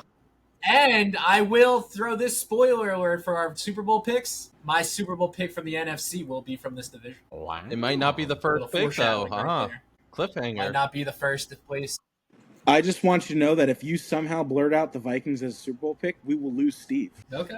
We will lose him. We might lose. We might not. We'll get another He's half-hour fireside chat. Listen to the end of this podcast to He's gonna find rip- out Steve's and gonna rip maybe his see a shirt great off. reaction. Have from this JJ's number like shaved into his chest. I got something for you guys, and it's only growing. Oh, here we It go. hasn't came in the mail yet. I'm surprised you're not more of a Tom Brady guy. That should be like the number one Michigan argument to end all Michigan arguments. I can't see it. It's out. Yeah, I it's out of can't frame. see it. It's a little blurry. Listen, he's got guts showing that in his Is own that a house Pokemon card? without his woman seeing it. Is that a holographic? Nice protector. These guys don't respect it, Steve. There's no dust in there. These guys There's don't more respect on the it, way, Steve. guys. They don't respect the hobby. So is that why my cousin got only one thing for Christmas last year? Because he bought all J.J. McCarthy rookie cards? He actually bought her a bunch of JJ McCarthy. Do you have the cards with I pieces bought of her his a clothing? jersey. What are you talking about? Yeah, you got the J.J. McCarthy Michigan versus Ohio State jockstrap card? Yeah, she got it. Jockstrap She was in there. like, "Great, another Michigan player," and she just put it back in the bag. John and Joe's been over here. Right in our dining room area, there is a picture of J.J. McCarthy holding up the trophy during the national championship game. That obviously was not her choice. No, that was the one thing she allowed me to put up in this house, so I'll take it. Listen. She might eventually get a J.J. McCarthy jersey, but she makes out very good during Christmas time. She'll admit that. You know, it'd be 10 times better. Chad if- Henne was the better college quarterback. It would be 10 times better Yeah. if after he made that comment, she yelled, "You heard from another room." No. I was going to say, is she back yet? No. Puts it back up every morning. I don't know how he finds it. Honestly, if I used the J.J. McCarthy jersey as my blanket every night, she wouldn't even be surprised at this point. She's seen me during Michigan games where I stand with like this close to the TV and I pace the living room during times and stuff. She knows how serious it is. I So think you're a Vikings fan this year. I am a J.J. McCarthy supporter. If we have him on the podcast, you're a little bit we're gonna past have the that. blank. I think if you told me J.J. McCarthy was coming on the podcast tomorrow, I could die on Friday. or Thursday, whenever that is. You know what'd be really crappy, and this is just comedic because it'd be funny, is if like that actually happened and then JJ comes out, he's like 10 touchdowns, 30 interceptions. Or he has like a Jameis They'll always have Winston college. season, 30 touchdowns, 30 interceptions. Lord. Yeah, it could be They used to be the Eli Manning. Listen, I can talk about this because it's the NFC North, but a lot of people are going to try to say that McCarthy didn't throw enough in college. I don't think it's a valid reason to bash on the guy and bring him down. His accuracy, he was always, I think, top 10 in the NCAA 2 straight seasons, I believe. If you watched his games closely, some of the windows that he threw into, the pure athleticism, I can't even say that word. I don't know if you saw the play during the Rose Bowl where he caught the ball up here on like a flea flicker type play, and he had his back to the defender, and he turns around last second and gets it to Roman Wilson. That's what you're getting from him. His first ever throw in college was across the field, which you never do as a quarterback. Like, the only person who can get away with that is Patrick Mahomes. And McCarthy was on the other sideline. He throws across the field, finds his guy for like a big game. It's just, this guy is gifted. He's a winner. He's under the guru and Kevin O'Connell, quarterback whisperer. So I expect big things out of McCarthy. I'm not sleeping on him. In fact, We said all the same things about Brady Quinn. this is no Brady Quinn. Ooh. Yeah, but Brady No, I don't know. played for Notre Dame, and Notre Dame's a very, very, very good school. Mike, Is that how he talks? what's our bet right now? Is it the tight ends or the quarterbacks? Tight ends. We had nothing on quarterbacks. Oh, I thought we had a JJ McCarthy, Bo Nix. We've got America's sweetheart, Colston Loveland, against Tyler Warren. I've got Warren. You've got America's sweetheart. And it's just one And, season. It's this season, right? Yeah, but we were gonna, if there's injuries, serious injury, we're throwing it out. Yeah. We had And what was the deal with that? Wasn't Loveland drafted Before Warren. by Warren or something like He that? was. But Warren has less But targets to be fair, on the Colts. me and Steve are both on record as saying both will be very good NFL players. Yeah, I can see that. Does JJ McCarthy have Rookie of the Year odds? Can he get like a Blake Griffin award? No, you can't. Not in the I think NFL. Not in the NFL, you can't. Genty's got to have that locked up, right? As a number one. He's like minus. I think last time I thought it was minus. I'd have to look that up, but he's So the heavy we're gonna favorite. say Genty for that, and then Carter for defense, probably. Oh, yeah. Or He still I'm looks not like just a saying grown man. that. Like, he's a Actually, I'm gonna look that up right now. moose. That guy. no shot Henry because If you're a Raiders fan, what a great sign you can still throw people like that at this level. Because you don't know until it hits the field. Speaking of throwing people, did anybody see the clip of freaking what's his name, Long, talking about Dexter Lawrence? no. What'd he say? How basically Jason No. Kelsey was just bitch constantly whenever he would have to face Dexter Lawrence, just because he literally just moves people like fucking furniture. Oh, Kelsey's admitted that. So- I know, but like listening to what I want to say his dad's name all the time. I want to say his dad's name and the freaking hitting coach, Kevin Long. God, Howie Long? that's who I'm thinking of, but no, his son. Chris Not Long? Jake, Howie the other Long? one, Chris Long. Yeah, Chris Long, yeah. Chris Long. Just like- so you know, Abdul Carter is the runaway heavy favorite. There's not He's even probably anybody what, close. minus 160? No, so he's plus 250. The next closest is plus 1200, and it's Travis Hunter. Yeah, the only way that doesn't happen And is then if he gets GMT's hurt. plus 260, and the next closest is Gene. Hampton. I think it was Hampton at plus 850. That's a good pick, Hampton. A lot of people are high on him. I mean, I was surprised though that Carter's plus money still. Yeah. Especially if Hunter Injuries, that's probably it. Hunter's second string for cornerback, and he's first string for receiver. So that's what makes He was third on Listen, the. Travis Hunter will be broken out of the league within the first 4 years. Yeah, but he's a personality. So even if he doesn't do well in the NFL, he's becoming a media presence. There's so many of them. I don't think they're going to want a washed up. I mean, there's only so many Johnny Manziels they can have. Right? Yeah, but Johnny Manziel. Why is got, he like, so He's got popular like right 6 now? documentaries on Netflix. He's doing Yeah. perfectly fine. Did anyone watch the Yeah. Chiefs Kingdom documentary on ESPN? It was actually pretty good No. so far. I want to see the new Cowboys one. You know what? I'll never watch a documentary you guys recommend because you never watched the one that I told you to. Yeah, but it's, The Wolf Catcher. Foxcatcher. You. Foxcatcher. Joe, were you excited when he introduced that to us? I don't remember the movies, so it sounded interesting. I really wasn't thought like- Dugan was in. Like Dugan was like, yeah, I thought he was in. I'm like, yes. I pretty just good. sat there and Steve- smiled. Steve couldn't have given. I two enjoyed shits. talking about it. I just nodded the whole time. I was like, oh, I enjoyed the fascinating. passion. Steve couldn't. Yeah, Steve couldn't give any less fucks than he gave. But Dugan, I thought I had you, man. John, have you watched that? I'll get around to it. The '90s Cowboys documentary I have to watch first. It premieres tonight, actually. The wrestling Foxcatcher documentary. Have you watched that? No. Not yet. I'm not even going to ask Mike to describe it because he'll go on a half-hour-long tangent about how great it was and how one of the wrestlers. It'll be very, very similar to his description of JJ McCarthy. It's a tale of abuse and triumph. What Foxcatcher is to me is what JJ McCarthy is to Steve. Can we take 2 minutes to talk about how incredible Ben Askren is with his recovery? Absolutely. Yes. Double lung transplant, and the man's out there. He was on an elliptical, and he's positive literally about it. I'd be like, I hate my life. Just for a lot of mental people, fortitude that dude has. For most people, that like when they get a double, I was looking this up after it happened because me and you had talked about it quite a bit. Was after a double lung transplant, like the survival rate is not good. Like people usually get like 2, 3, 4, 5 years, and then that's it. And I honestly think that he's going to buck that trend 10 times over. I mean, that man's going to probably he might make it back out on the mats. He was on TV laughing about the Masvidal flying kick the day after it happened. Like, that guy doesn't let anything bother him. No. The only thing that worried me was he, like, right when he got out of the hospital, he went in. Not that cancer's equivalent to it, but that was pretty bad. It's definitely a long road for him, but I love that he's keeping everyone in the loop. He's doing messages and he's positive about it. He's always been a likable personality. Yeah. Did anybody see last week that Daniel Cormier went over there and was playing disc golf with him? Really? He got his ass kicked. I didn't see that. Yeah. So Daniel Cormier, for those that don't know, former Olympic wrestler, former UFC champion, almost a national champion, but he lost 3 times to Kale. Anyway, he was at Ben Askren's house, and Ben Askren threw a disc golf and then gave Daniel Cormier 10 to beat his throw and couldn't come close. Apparently, Ben Askren's a beast at disc golf, but it's good to see him up and moving around and not letting this, I mean, the man's walking with a walker. Like, this man was out of it, was in bedridden. I mean, he was down to 130 pounds. Like, I mean, it's insane what he's doing. It's a miracle. And you know what, for guys like that, you just pray and hope for the best. And I think you got to cheer for him. He's going to beat it. So I wish he's my pick for comeback player of the year. There you go. Put the odds on him. Amen, brother.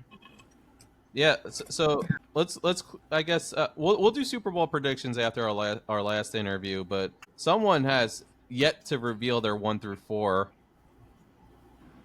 Is that it for the NFC North? No, I'm still ready to talk. I got my sleeves rolled up. I'm ready to go.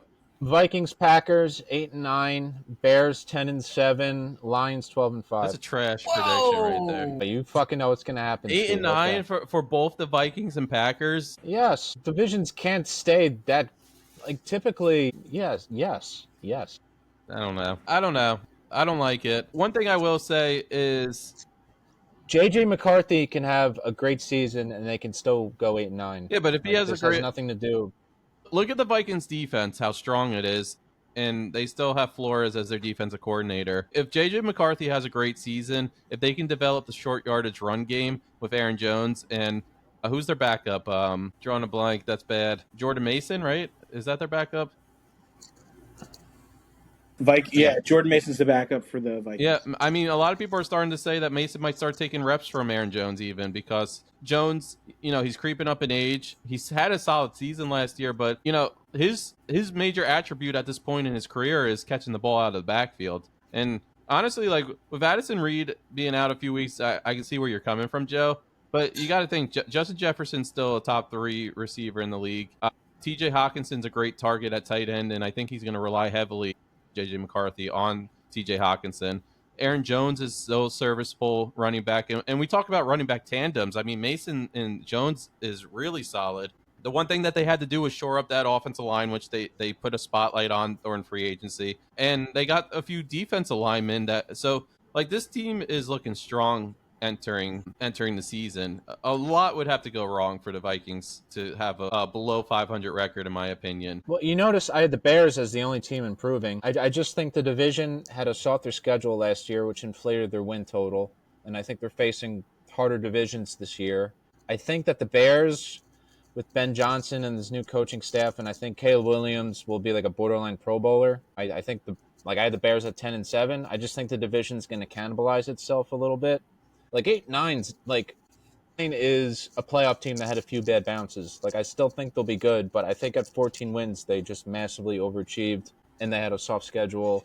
And I think they probably won a couple games that they shouldn't have, including against the Bears. And I don't see the Bears making some terrible decisions down the stretch anymore. Like, I think they'll probably split those games at the very least. And with the Lions, I think it's just going to be hard. What do you like about the Bears, run away with it? Like, specifically, what did they improve on? I know it's year 2 of Caleb Williams. You can talk about that all you want, but like, I mean, their defense has been, like, I'd say starting like 3 years ago, like a much improved unit. I think if you look at their record in one-score games last year, like you forget, because, with the NFL season, you only pretty much forget how they finish. But they were a Hail Mary away from, like, I think 5-2 last year.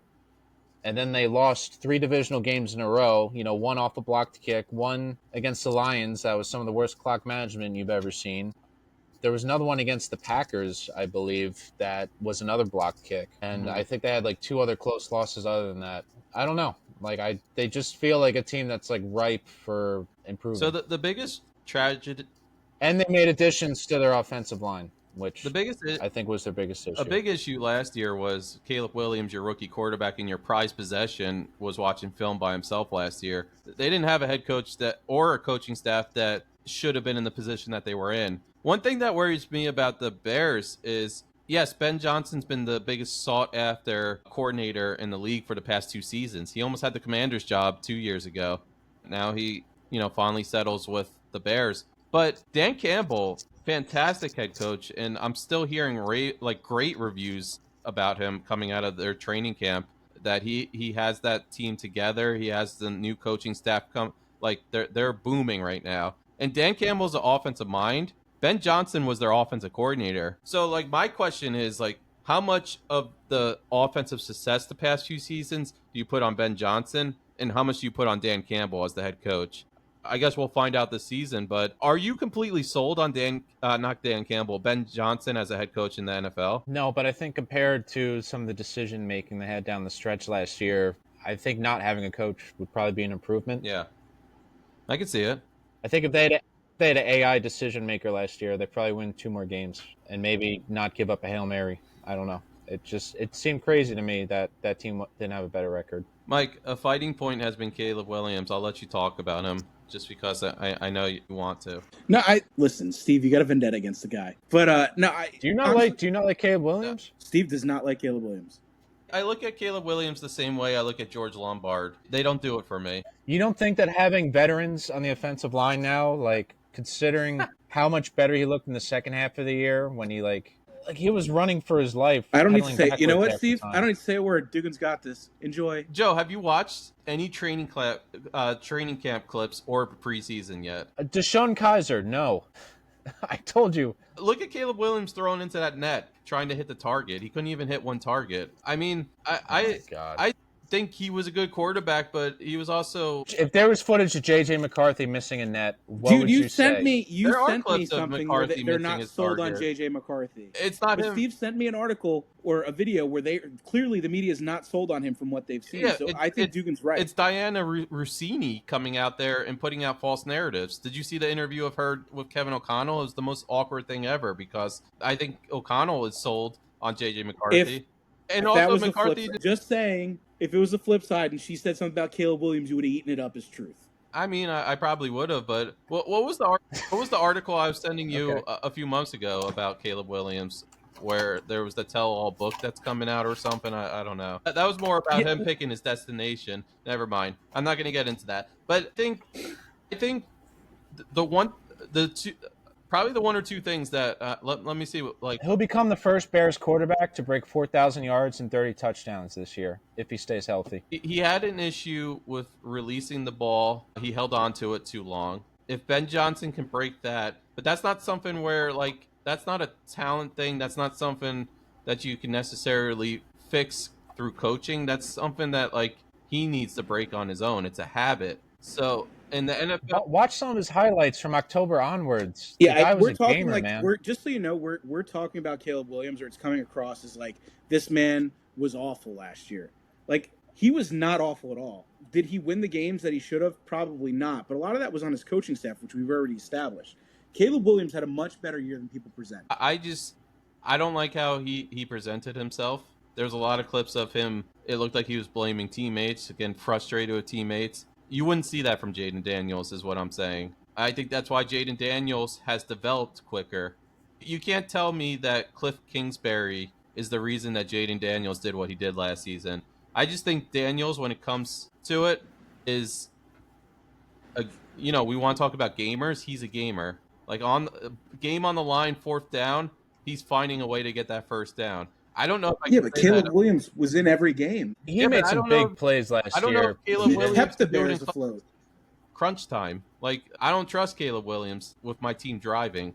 Jaden Daniels, at this point, I do. I will be the first to admit, like, if Caleb Williams comes out and throws 30 touchdowns, like you said, and 4,000 yards, I will apologize on this podcast, but I don't see what you guys are. I think he made more big throws, even in games they lost last year, than you might remember. I'm not saying he's going to be as good as Jaden Williams. Jaden but I Daniels. think What games, Joe? Jaden Daniels. Joe, what games did he make big throws in? The Vikings game, they were down 2 possessions. He drove them down, got the touchdown. They recovered an onside kick, drove like 25 yards in like 20 seconds, and then their kick got blocked. Detroit and Thanksgiving, I think they were down like 16-0 at the half. He just came out scorching hot against the Lions defense when they were healthy, and it came down to the worst clock management, which is a little bit on Caleb Williams, but mostly on the coach. And then I know they had the last game of the season, he had a game-winning drive against the Packers, and I think a game the Packers needed for seeding. And the first game against the Packers, I know he drove down to position them for a game-winning field goal, which was also blocked.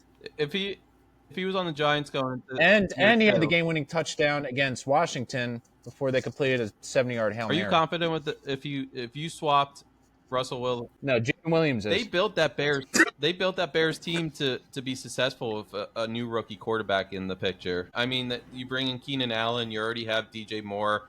You draft Roma Dunze in the top 10 with your second first-round pick. Right. You bring in Swift in the backfield, DeAndre Swift. I mean, how many targets? And you do nothing to address the offensive line, though. Yeah, it was trash. Yeah, They brought in Tooney this year. I mean, this year they did. Jonah, We're talking about last yeah, year. last Yeah, Duke, he's talking about last Oh, year. okay. That was a big No, factor. their offensive line was terrible. I am curious to see how he's going to do with this revamped offensive line. He'll have a little more time, but like that's not going to fix the issue of holding on to the ball. And we all But know, right now, Steve, I know statistics aren't everything, but if J.J. McCarthy had the year statistically last year, I'm not talking that about Caleb J.J. Williams has- McCarthy. I'm talking No, but about I'm Caleb saying, I'm Williams just here. saying from your perspective. I'm sorry, it's going this way. If he had the same year statistically that Caleb Williams had last year, Would you'd you have be his praised. picture in your living room? Definitely not. I would say he didn't develop on the schedule that O'Connell should have. Okay, then I don't agree with that statement, but I get it. Okay. You're placing both these quarterbacks into playoff type rosters right now. Like the Vikings are in win now mode right now. If McCarthy does not get them to the playoffs and does not throw, I would say, if he doesn't double his interceptions, no, I shouldn't say that. If he doesn't throw 20 plus touchdowns, or should we say 25? If he doesn't throw, Listen, you say what you want to say. I'm listening. I'm gonna say if he doesn't throw for what would you say 3,500 yards is respectable, or would you say 4,000? 3,500's I'd say that's respectable. That's me though. I don't know. For a first year in a playoff team, I would say no, because this is a high passing offense. I'm gonna go if McCarthy doesn't throw for, I don't know, what did Knicks throw for last year? I can look it up. Does anyone have that number? Depends on context. If they're What did always Darnold- trailing what and he's did racking Darnold up, throw it for? I think that's what you have to look at, really. What did Darnold throw for? Probably like 3,900, I would say. All right, so that should be Knicks was at 3,700 yards. So that's literally basically where you said 3,500. All right, if McCarthy doesn't throw for 3,500 yards and he doesn't have, let's say 25 touchdowns because he has Jefferson and Addison and Hawkinson, then I don't know if, I don't know. I guess the only way you could say that it's a successful season if the Vikings make the playoffs and make a run and went up last season.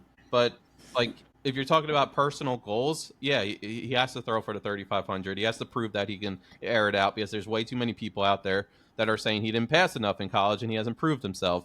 Caleb Williams is somebody who we made out to be the next Patrick Mahomes. That's what everybody said. Everybody said this is the biggest draft pick since Mahomes. So you now have a playoff roster around you. Yes, they revamped that offensive line.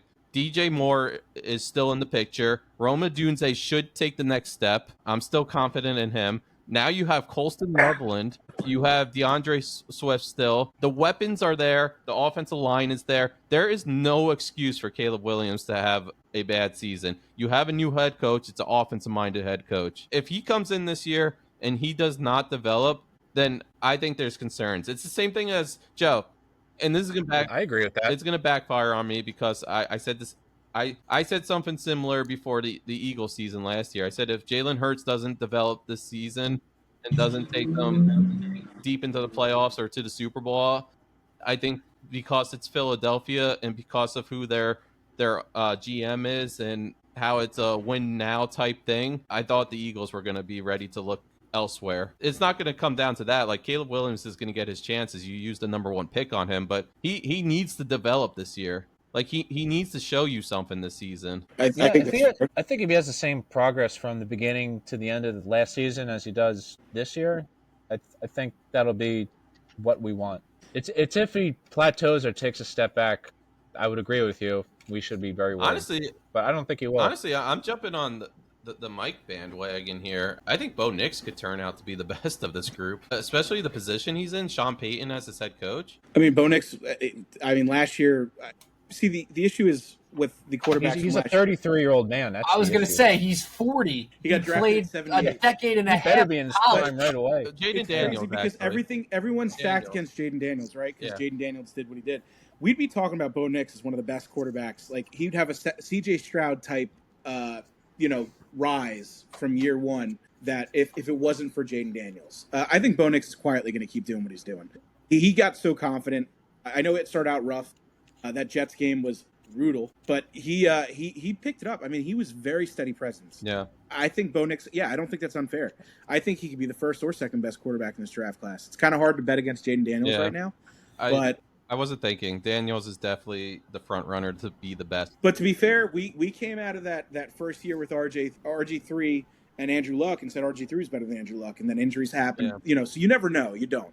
But right now, I'd probably rank it as Jaden Daniels, Bo Nix, and I'm going to have to go Caleb Williams, and just from order of play, Michael Penix, JJ. But that could all change. I will say I did several interviews this week, and Penix was brought up, and people are very high on Michael Penix Jr. heading into the season. I know we already did the NFC South preview, but because of the targets he has around him, I mean, a lot of people expect Drake London, and I hate to give this insider information, Joseph, because but fantasy-wise, London is supposed to pop off this year. All Penix did last season was look his way. That was his favorite target by far. But like Bijan Robinson, he had a great year last year, being a cushion in the backfield. Like Penix to me is in one of the better spots out of that draft class just because of what's around him. That's not me saying he's going to be the best, but he's in a very good spot to be successful. He's got the tools in the toolbox to take that step. But just for time's sake, let's do what we usually do. Let's start with MVP of the division for the NFC North. Who do you guys got? John, you first. I'll take Jordan Love. Okay. Caleb Williams. That's a tough one. This doesn't necessarily mean that I think that they're – I'm going to do it because you know what? I'm getting in there. I'm going to get on the Caleb Williams bandwagon. Ow. Okay. Welcome aboard. I'm going. Listen, I've been driving this bus for months. I'm shocked you're off the Fields bandwagon. I don't know when this happened, but the Fields. He's not in the division, so I don't have to worry about that. I was going to ask you earlier, but I thought you were going to be high on him. Justin Fields. I still believe in him. Nope. Just pause on this. Steve, how down am I on Justin Fields since he got signed? Yeah, he is. But yeah, so, did you like him on the Bears or the Steelers? Is it just now? He's already thinking of next season when they. Yeah, I'm not a fan of the way he plays. The throw motion's wonky. He's done nothing he's literally Zach Wilson with 4.4 speed. I'm sorry. Until he proves me otherwise, like Steve said, I'll be the first to admit I'm wrong. But I don't think I am. Yeah. But anyway, I'm picking Caleb Williams as the MVP of the NFC North. I always lean towards a quarterback, and I really want to in this division. Like none of them are to me the deciding fact. I just love Jahmyr Gibbs. Good pick. He's just way too good for me not to pick him. Like he can do everything out of the backfield. So I'm picking Gibbs as my MVP. It's a good pick. Let's go That's a solid. Let's pick. go offense. I thought you were going to say JJ. Offensive player of the year. For the NFL. Bears Vikings is week 1, by the way. So we'll know immediately who's right and who's wrong. Offensive player of the year. I am going to take. You know what? I'm gonna go with nobody. I'm gonna go Drake London here because I think he's gonna get heavy work. No, Are we just doing NFC North or NFC North? I thought that's what I asked. Somebody asked me. NFC North. I'm on Ross St. Brown. Okay, that's a good pick. Who's next, John? Who do you got? I'll go chalk with JJ, as in Justin Jefferson, not McCarthy. Calm down, Steve. I actually like Jahmyr Gibbs, so I'll say Jahmyr Gibbs. I'm actually, I was thinking this beforehand. John, I'm with you. I think Jefferson, because I think a lot of people think, like, when you think of, like, top targets and, like, head-to-head against Chase, a lot of people said Chase took the step forward last year in front, like, leaped Jefferson. I think he's going to come back hungry this year. We're 2 years removed from his contract. And he's got J.J. McCarthy thrown to him, so that always helps. But who do you have for defensive player of the year? Jalen Johnson, run away. Oof. I'll say Hutchinson. Yes. Yeah, I'm gonna go Hutchinson here. I think he's primed for a huge year. Yeah. Yeah, especially after what happened last year. The defense is going to be angry. Yeah, I was going to go Hutch. I may have picked Johnson because I kind of had a feeling where you guys were going, but I like Johnson a lot. Real quick. I think he's top 5 defensive player. I also like Real Dan quick. Did Gankle. Hutchinson get 20 sacks this year, do we think?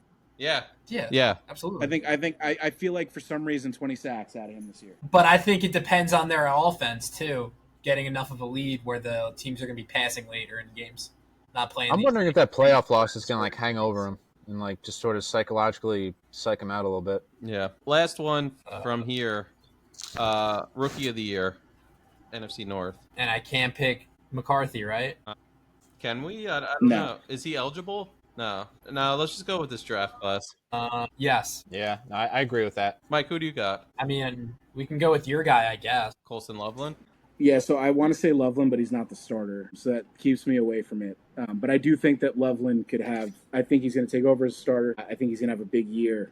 Yeah, I don't really know.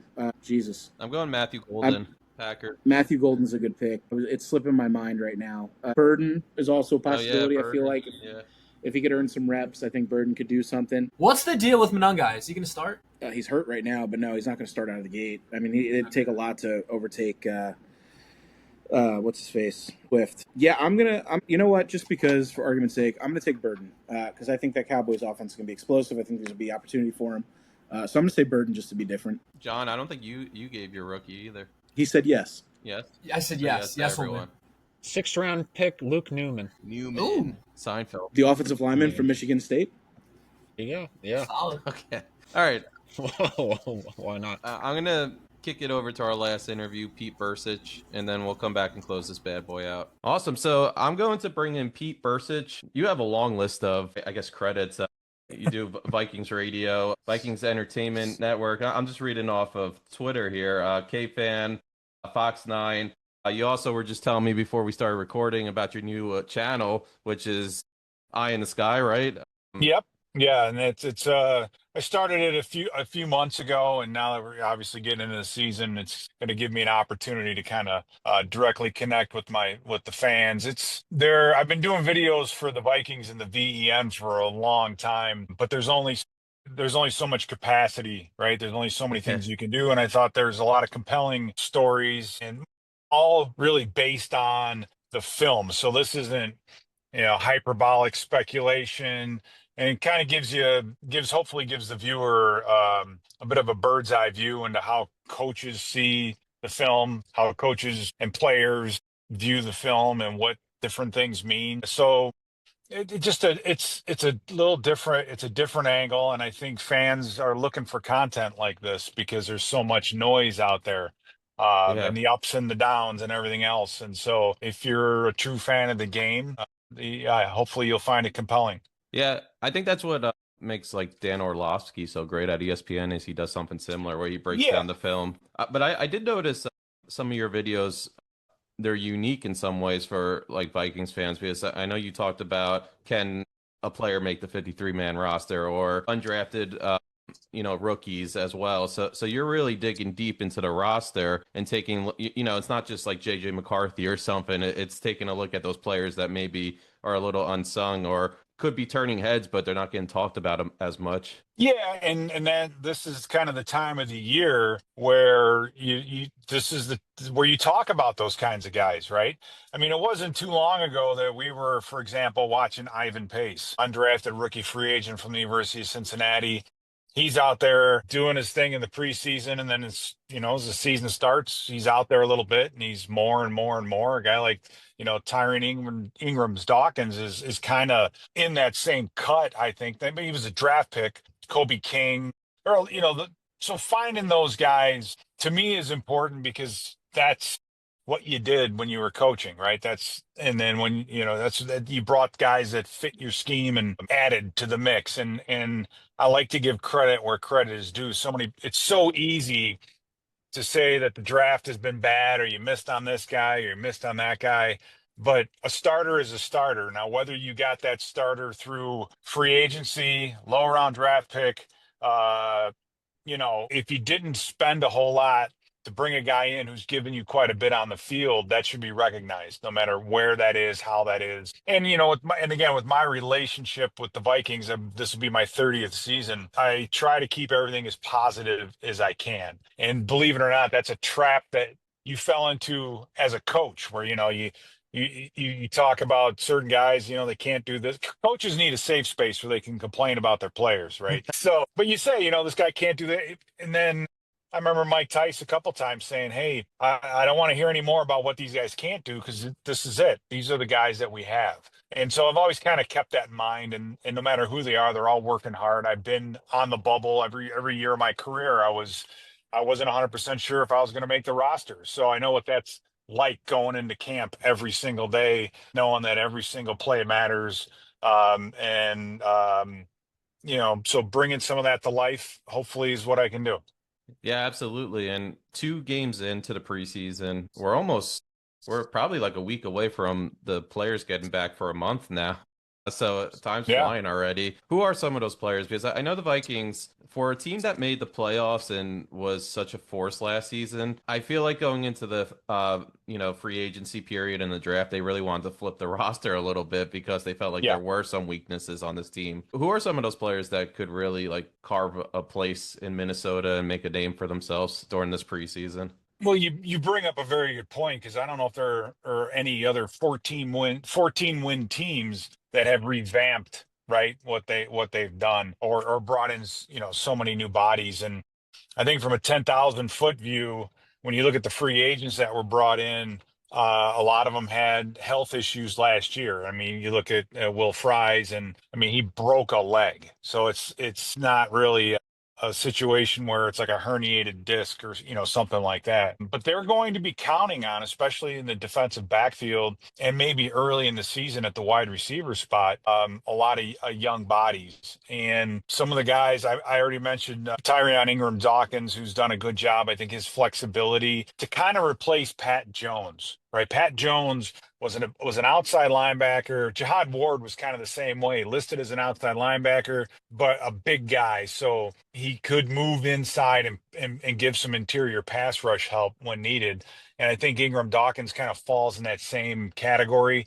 Flores's defense is very unique from a technique standpoint, especially with the guys up front. And I think he's starting to do some of those things very quickly. And I think they're very happy with that. So you might see Ingram Dawkins, play quite a bit. And he's a later round draft pick. So that's a good thing. I think the interior defensive line, that whole group, I think they've all played well. Guys like Elijah Williams, I have a few of them written down, like Elijah Williams from Morgan State, Jonathan Harris, who's going into his 5th or 6th season, did some really good things against the Patriots, and he's out there against the 1s and the 2s from Lindenwood, right? Where the hell's Lindenwood? I never even heard of it. And then Travis Bell from the proverbial FCS powerhouse, Kennesaw State. So they're finding some of these guys that are trial guys, and they're showing up a little bit, and they have potential. So it's fun to watch those guys get. And what are they playing for? They're probably playing for a practice squad spot, in reality. But those guys are out there playing well. I think Zamiah Vaughn has showed up a little bit. As a 6'2", 6'3" corner. The quickness part, I think, is what you worry about, but I think, he's done well. And then another guy is Miles Price. And I'm going to do a video, I think, on him in the next couple of days, just because of a handful of the plays that he made on Saturday that, to me, say this kid he wants it and he's willing to work, and he's got a tough job. A punt returner is a very, very difficult position. That's why usually they're veterans back there. You got to have a guy you can trust to make the right decisions. But we finished in the 30s on punt return and kick return over the last season. I think last year, or in the very high 20s. So that's an area of improvement. Short yardage run is an area of improvement. There's some areas of improvements that this team needs, and hopefully Miles Price is a guy that can step up and bring some juice into the punt return game. Yeah, I want to talk about the run game shortly, but you bring up the point of like they're drafting or finding guys from like colleges that probably don't get talked about often. Right. And I remember back in the day, like watching some of those Patriots drafts and, even starting in the first round, Bill Belichick would pick some guys that you'd be scratching your head at the time. And then once they joined the Patriots system, they turned out to be very good players. I know we talk about Kevin O'Connell as like the quarterback guru, an offensive minded guy, but is that something that he maybe doesn't get credit enough for, the I guess talent evals that he does? Well, let me say this. I think Brian Flores is that guy. Brian Flores has done more with quote unquote less, if you will, in the way of free agent and draft capital, on the defensive side of the ball. On the offensive side of the ball, you've had talent, right? It's the quarterback position alone, I think, where that might hold true. Kirk Cousins getting injured and you're bringing in just a, quarterback after quarterback that has very little history or no one's really heard of. And now you have a first round draft pick that you need to develop. So for that position and in that regard, yes, right. We have a first rounder at left guard from this year, high draft pick in Darisaw, high draft pick in Brian O'Neill, and a couple well-paid free agents at center and guard. So the front five, a lot has gone in there. First round, 2 first-round wide receivers. So you have a lot of talent there. It's the kind of the other side of the ball where you're looking at some guys that you've not really heard much of that they bring in, and they end up getting a lot out of them. Even guys like Jonathan Grenard, who was a good play. I mean, who last year sat there and looked at Blake Cashman, Alex Van Ginkel, and Jonathan Grenard, thinking that between the three of them, they'd have close to 30 sacks, right? Yeah, that's crazy. 8 interceptions, 2 touchdowns. I mean, that group, all those guys, I think very much overperformed or outperformed expectations. So defensively, I think is where we're finding a lot of that. Who else could have fallen into that group is Dallas Turner, but he's been such a mystery since he's been drafted, in my opinion. I remember when he was leaving Alabama, I was sitting there and I was like, this guy's going to be such a steal for whoever takes him in the first round. Do you still have high hopes that he can turn into that player? Yeah, I mean, absolutely. That's kind of the thing with being a first round pick is we all know he has the size, the speed, the strength, and he has all the physical tools needed. He's just got to kind of put it all together. I think in this system, the outside linebacker position is very, very difficult to play the run because you have to be, Bernard is very, very physical for his size, and Alex Van Ginkel has a very, very good feel for how you play the run because you're not just containing, you're kind of playing a gap and a half, and you got to play in conjunction with whoever's playing defensive tackle to keep that gap as small as possible, even though a guard and tackle can double team the defensive tackle and then the tight end is turning out. You have kind of a natural gap right there. So for Dallas Turner, figuring that out, I think is still what he's working on most. I think a lot like Gabe Murphy, the two of them can rush the passer. They have the ability to do that. So on third downs, I think you're going to see a lot of Dallas Turner this year. But the more he can pick up on some of these other skills, the more versatile he's going to be, and the more that Flores can use them to different effect, whether it be lining them up inside, putting them outside. And the guys that thrive in this system, right? Josh Metellus, Van Ginkel. I mean, Cashman. They're guys that can do a multiple play and be kind of multiple positions. So for Turner, the learning curve is probably his biggest limitation at the moment, but the sky's the limit for him.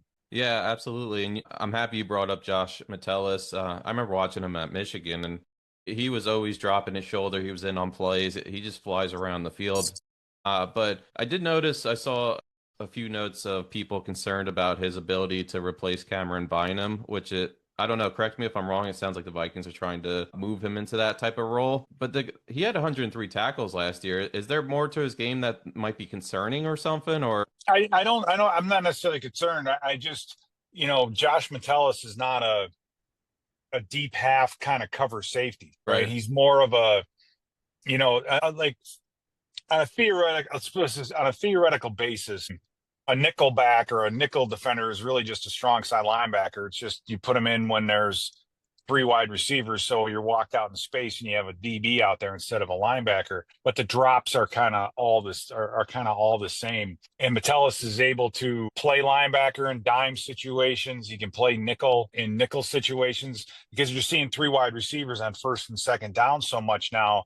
Teams aren't just throwing the football. So you need someone who can defend the run, and he can take care of that matchup. He also covers tight ends very well. So I don't necessarily see him, being that guy where you're going to see him dropping in the deep half. So in that regard, he's a different player than Bynum. They ask him to do different things. So you're looking at, Jay Ward or Theo Jackson to really take that spot in the deep half of the field. Who's more cover guys. And then there's also to this part a bit of the evolution of what we've seen out of Flores. Whereas 2 years ago, kind of made a number of tackles in the open field on zero blitzes and things where if he doesn't make that tackle, the running back's going to go for 60. He's going to hit his head on the goalpost. And then last year we saw a lot less of the zero blitzing. We were still aggressive. We were still the most aggressive defense in the league. We blitzed over 40% of the time, but I feel that Flores has a level at which he wants to pressure the quarterback, hence the 24 interceptions. We had 24 picks last year. The next highest team only had 19. So he wants to continually have that pressure, and he will blitz enough, blitz as much as he has to get there. Now, that's where Jonathan Allen and Javon Hargrave come in, where if you can blitz less and still get that amount of pressure, I think he'll blitz, less than he did last season. Definitely less than what he did 2 seasons ago. So that's I see that as kind of the ebb and flow of that whole thing. And yeah, Metellus is a big part of getting pressure on the quarterback too. Yeah, I know we're getting close to the time, but is it cool if I ask 2 quick offensive questions? So the run game, I know Aaron Jones came in last offseason, and I thought he was pretty productive. And I keep asking myself every season when Jones is going to fall off because, when they... Because he's my age almost, right? Well, even like the Packers... When they made the playoffs a few years ago, he really stepped it up. But at the beginning of that season, I was like, he was looking slow. He could only really make big plays off the pass game. His run game looked like it fell off. But then, I thought he was pretty decent with the Vikings. But I've been seeing a lot of rumblings about Jordan Mason and his usage. What is going to be the situation with that run game? And I know that's been such a big conversation is, I guess implementing the run game into the offense more because it was such a pass-heavy offense last season. I just wanted to know where that stands and what they're trying to do to make that more of a strength during this regular season. Yeah, and to your point, 3rd down and short and 4th downs have not been fantastic over the last couple of years. And then the deep red zone running game, and that's kind of where I think Jordan Mason fits really well. I mean, he averaged 5.2 yards a carry. Not a lot in the way of receptions out of the backfield. He was, for the 49ers, with pretty much the exception of our game when they came to Minnesota last year, he was relegated to a 1st and 2nd down type of a running back. So they definitely were more run heavy with him in the backfield, but he's a bigger back, great vision, great cutback. The only thing he's lacking from being one of the top 10 running backs in the league is just that that breakaway speed. So he had a lot of runs that he would get chased down, 10, 20 yards down the field. But getting to that second level is what he really does best. Where his growth needs to be is just in a pass receiver. He only had 11 receptions last year total, 11.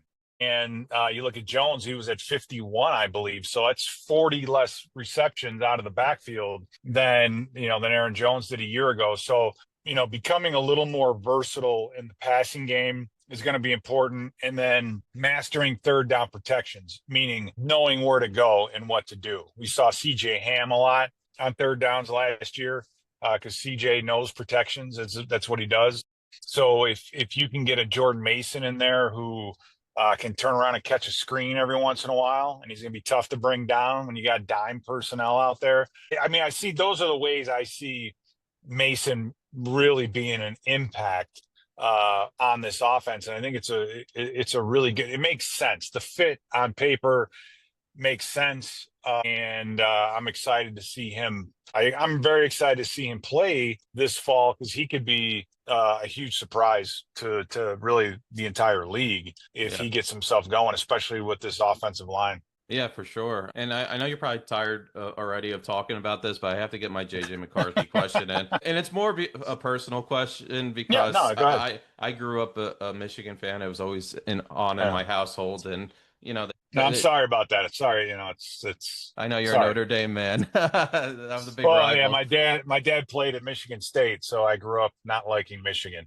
Yeah, but it is what it is. I would say during the most recent, the decision that the NCAA made, the loudest people were the Michigan State fans, Ohio State too. But I hate that the rival game between Notre Dame and Michigan's gone.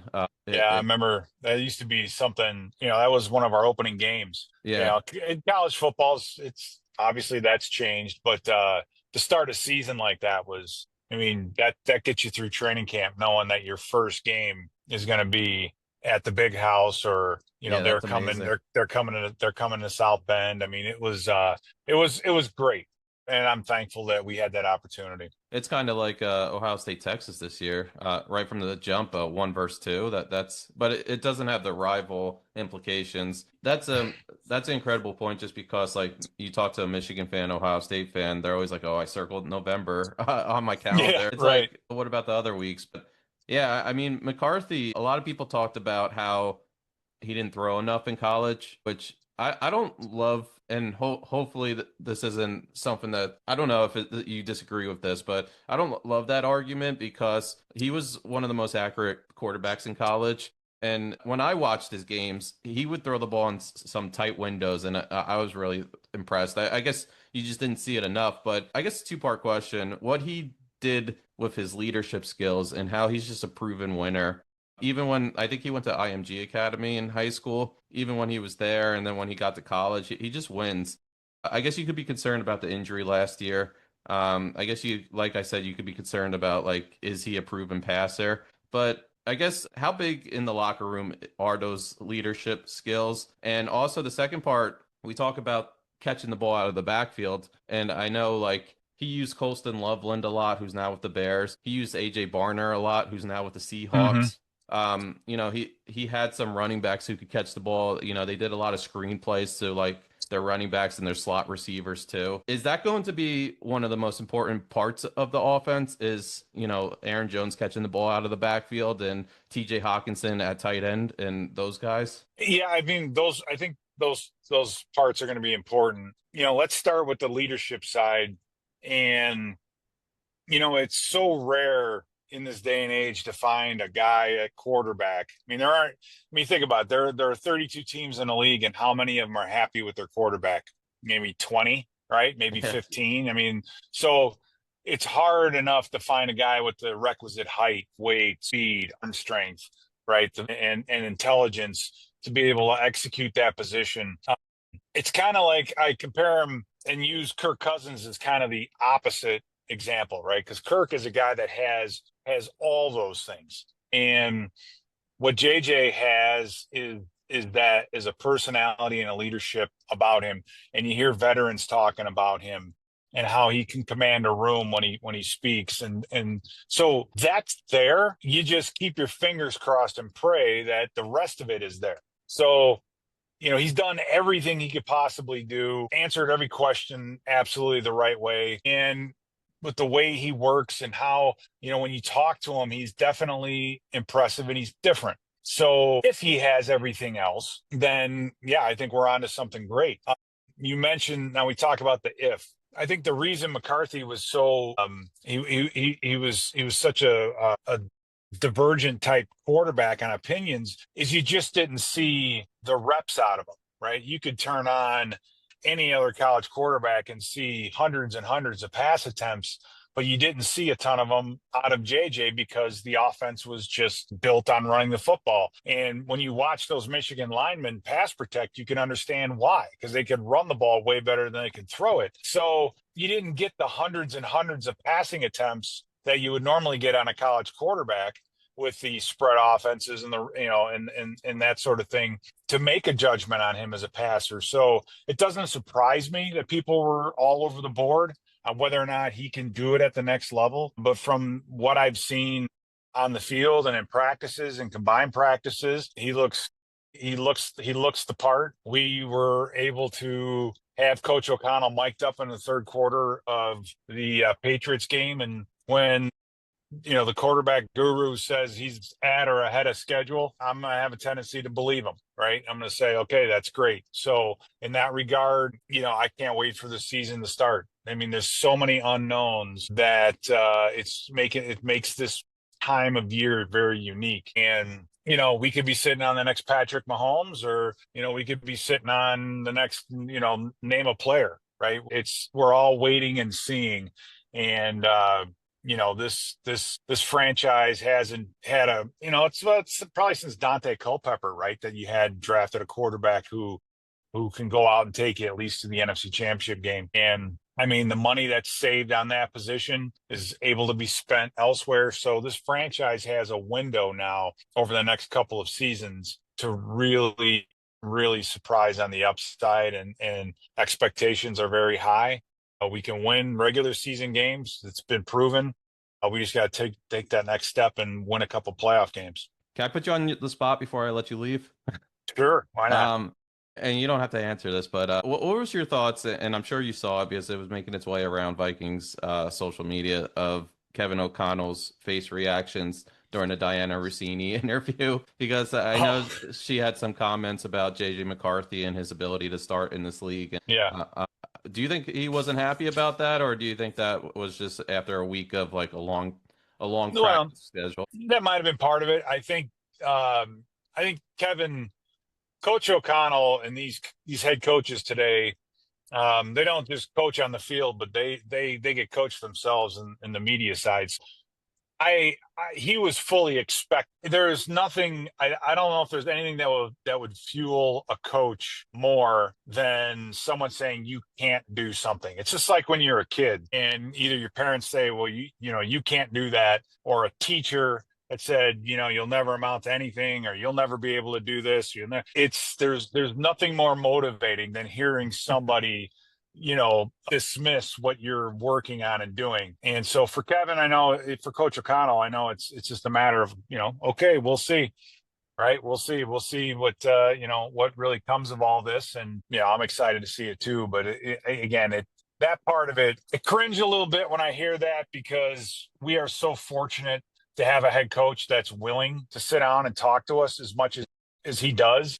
And you hate to see him kind of go the other way, because like Coach Zimmer was grumpy, but he knew all that mattered was winning. And at some point, that is all that matters. You could be a great coach, great on the radio, great on TV, all those things, but if you don't eventually turn that into victory, that's the ultimate judge. So, so we appreciate, I know I do immensely, Coach O'Connell's willingness to talk and share with the fan base what's going on, and insights, and all those things. And, hopefully that doesn't sour him to that. So, but it's all for clicks, right? That's what for. And I when I saw it, I just kind of laughed, because I think he handled it brilliantly, because when you acknowledge a statement or something that, or a stupid question, you don't want to give it any weight. So you just kind of, whatever, you can talk all day, but I'm just going to sit here and smile. Yeah, Vikings organization's definitely lucky to have him. You can just tell from his interviews. But yeah, Pete, that was amazing. That was a lot of great information on the Vikings upcoming season. We'll have to do this again because I do have questions about the Gene Simmons picture on your Twitter page sometime. That was from the first trip to Europe. He sang the national anthem. So that's cool. Yeah, so it was awesome because we were out there. It was a big deal back then to be in Europe, and I'm walking through the stadium and I look over my shoulder and I see Gene Simmons, and I'm thinking, oh my God, I got to be a rube and take a picture. Have to. So I walked over, and sure enough, he did. He did one, and so that one's probably going to stay up there forever, because how often does that happen? Yeah, it's rare. Is that one of the few times in your life where you were actually a fan? And that. No, that happened. That happens quite a bit. I mean, because of what we do, we're able to, go to NASCAR races. I remember meeting Cale Yarborough when I was playing, and I was like, he's like, he's this tall. He could run underneath a desk all day and not hit his head. and I'm sitting there, I'm telling him, like, when you got in a fight with the Allison brothers and the Daytona and blah, blah, blah, I'm telling him all the stuff that he did and the Hardy's car and the whole thing. And he's looking at me like, he was just looking at me like, really? Really? You know all this stuff about me? And I'm like, yeah, absolutely. So, I've been able to fly with the Blue Angels, live fire an M1 Abrams tank. I mean, I've been able to do so many. So, from a kid from Joliet, I mean, it's been an absolute dream. I've been so fortunate. Incredible. So, I do have my moments, just living a good life. I remember, trying to keep the fandom out of it. I remember I interned at Sirius XM under Adam Shine, and it's a great talking point because the Vikings, Adrian Peterson was an interview that we had, and all week I was thinking, I was like, I need a picture with him. And mind you, we had some awesome football players in all summer. I remember I asked Adam Shine, I was like, is it okay if I ask for a picture? And he was like, yeah, go for it. So I called him outside the studio, and he was with like a bunch of other people. I guess he had like his security and stuff, and he did the picture, and I'll never forget that. I'll never forget his handshake because it crushed my hand. Yes, absolutely. But, I'm sorry. No, I was going to say, you get as long as you're selective about that. Yeah. You're there to do a job. You're there to do a specific job. And if you do it well, every once in a while, and when you get those opportunities, you got to take them, right? Absolutely. You have to. So, and you never get what you don't ask for. So in that regard, I get it. It's a reminder that you're around the kid sport, so. Right. No, you're right. You're right. I guess it keeps the kid in you at times, but that was cool stuff. Thank you so much for doing it. I look forward to putting this out there. Anytime. All right. Yeah, that was Pete Bercich, Vikings Radio, a bunch of other things, but yeah, I would say that's a episode right there. Just real quick, you guys have 30 seconds. Give me your final thoughts. What were we calling it, John? What do we say? It was I don't know. We'll just say your random thought. We'll call it your random thought. You start off, John. What's your random thought? I get to start off with my random thought. Yeah. All right.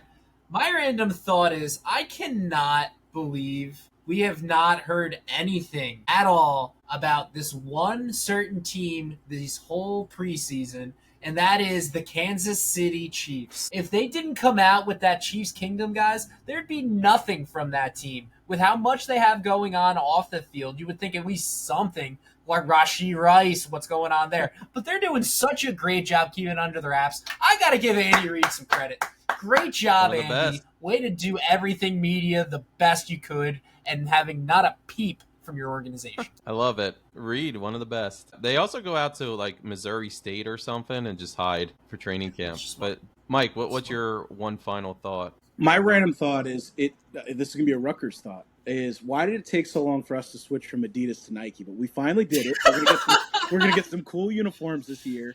I expect some really cool collabs, and I'm gonna say it here. Ethan Kaliakmanis is gonna throw for 25 touchdowns, 4 interceptions, 3,000 yards, and we're still gonna only win 7 games. Quick aside: who was their provider before Adidas? Oh God, Well, weren't we? We were Nike before Adidas, weren't we? Before any of the big companies. Oh, was it Puma? Was Nope. it starter? Nope. I don't New know. Balance. Russell Athletic. Well, listen, anything could be better than Adidas. Yeah, you're damn right about that. Champion. Joe, what's your one final thought? Scotty Scheffler, he's pretty good. Best in the world. Best was- in the world, baby. I don't think anyone thought McIntyre was holding on after he bogeyed the first two. I think that tournament was over 16 holes Yeah, early. he's incredible. Just want you to know, That that is McIntyre. very Tiger-ish. Scotty Scheffler is the most dominant golf player in the world right now, and will still never touch what Yep. Tiger Woods did. Yep, exactly.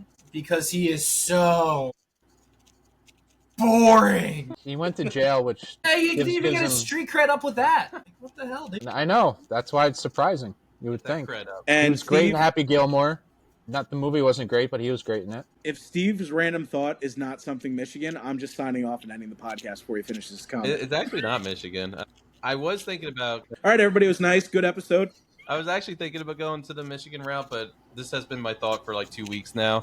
With game day rituals vamping up now, and I really wanted to make it into a segment or a thought or whatever we throw out there, like from the tailgate to some of the chants that happen in the stadium, so on and so on. But how about this one?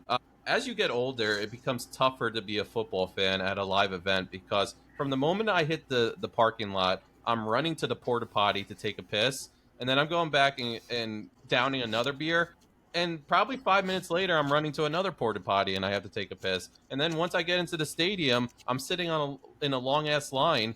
And next thing you know, you're missing several key plays of the game. So, like, I'm not looking forward to some of these live events because the 20 times I have to pee in my old age. So that's my I think final thought. you gotta get that checked. Great brother. final thought. 2 words there, Steve. Diapers, baby. I was- And that's the podcast.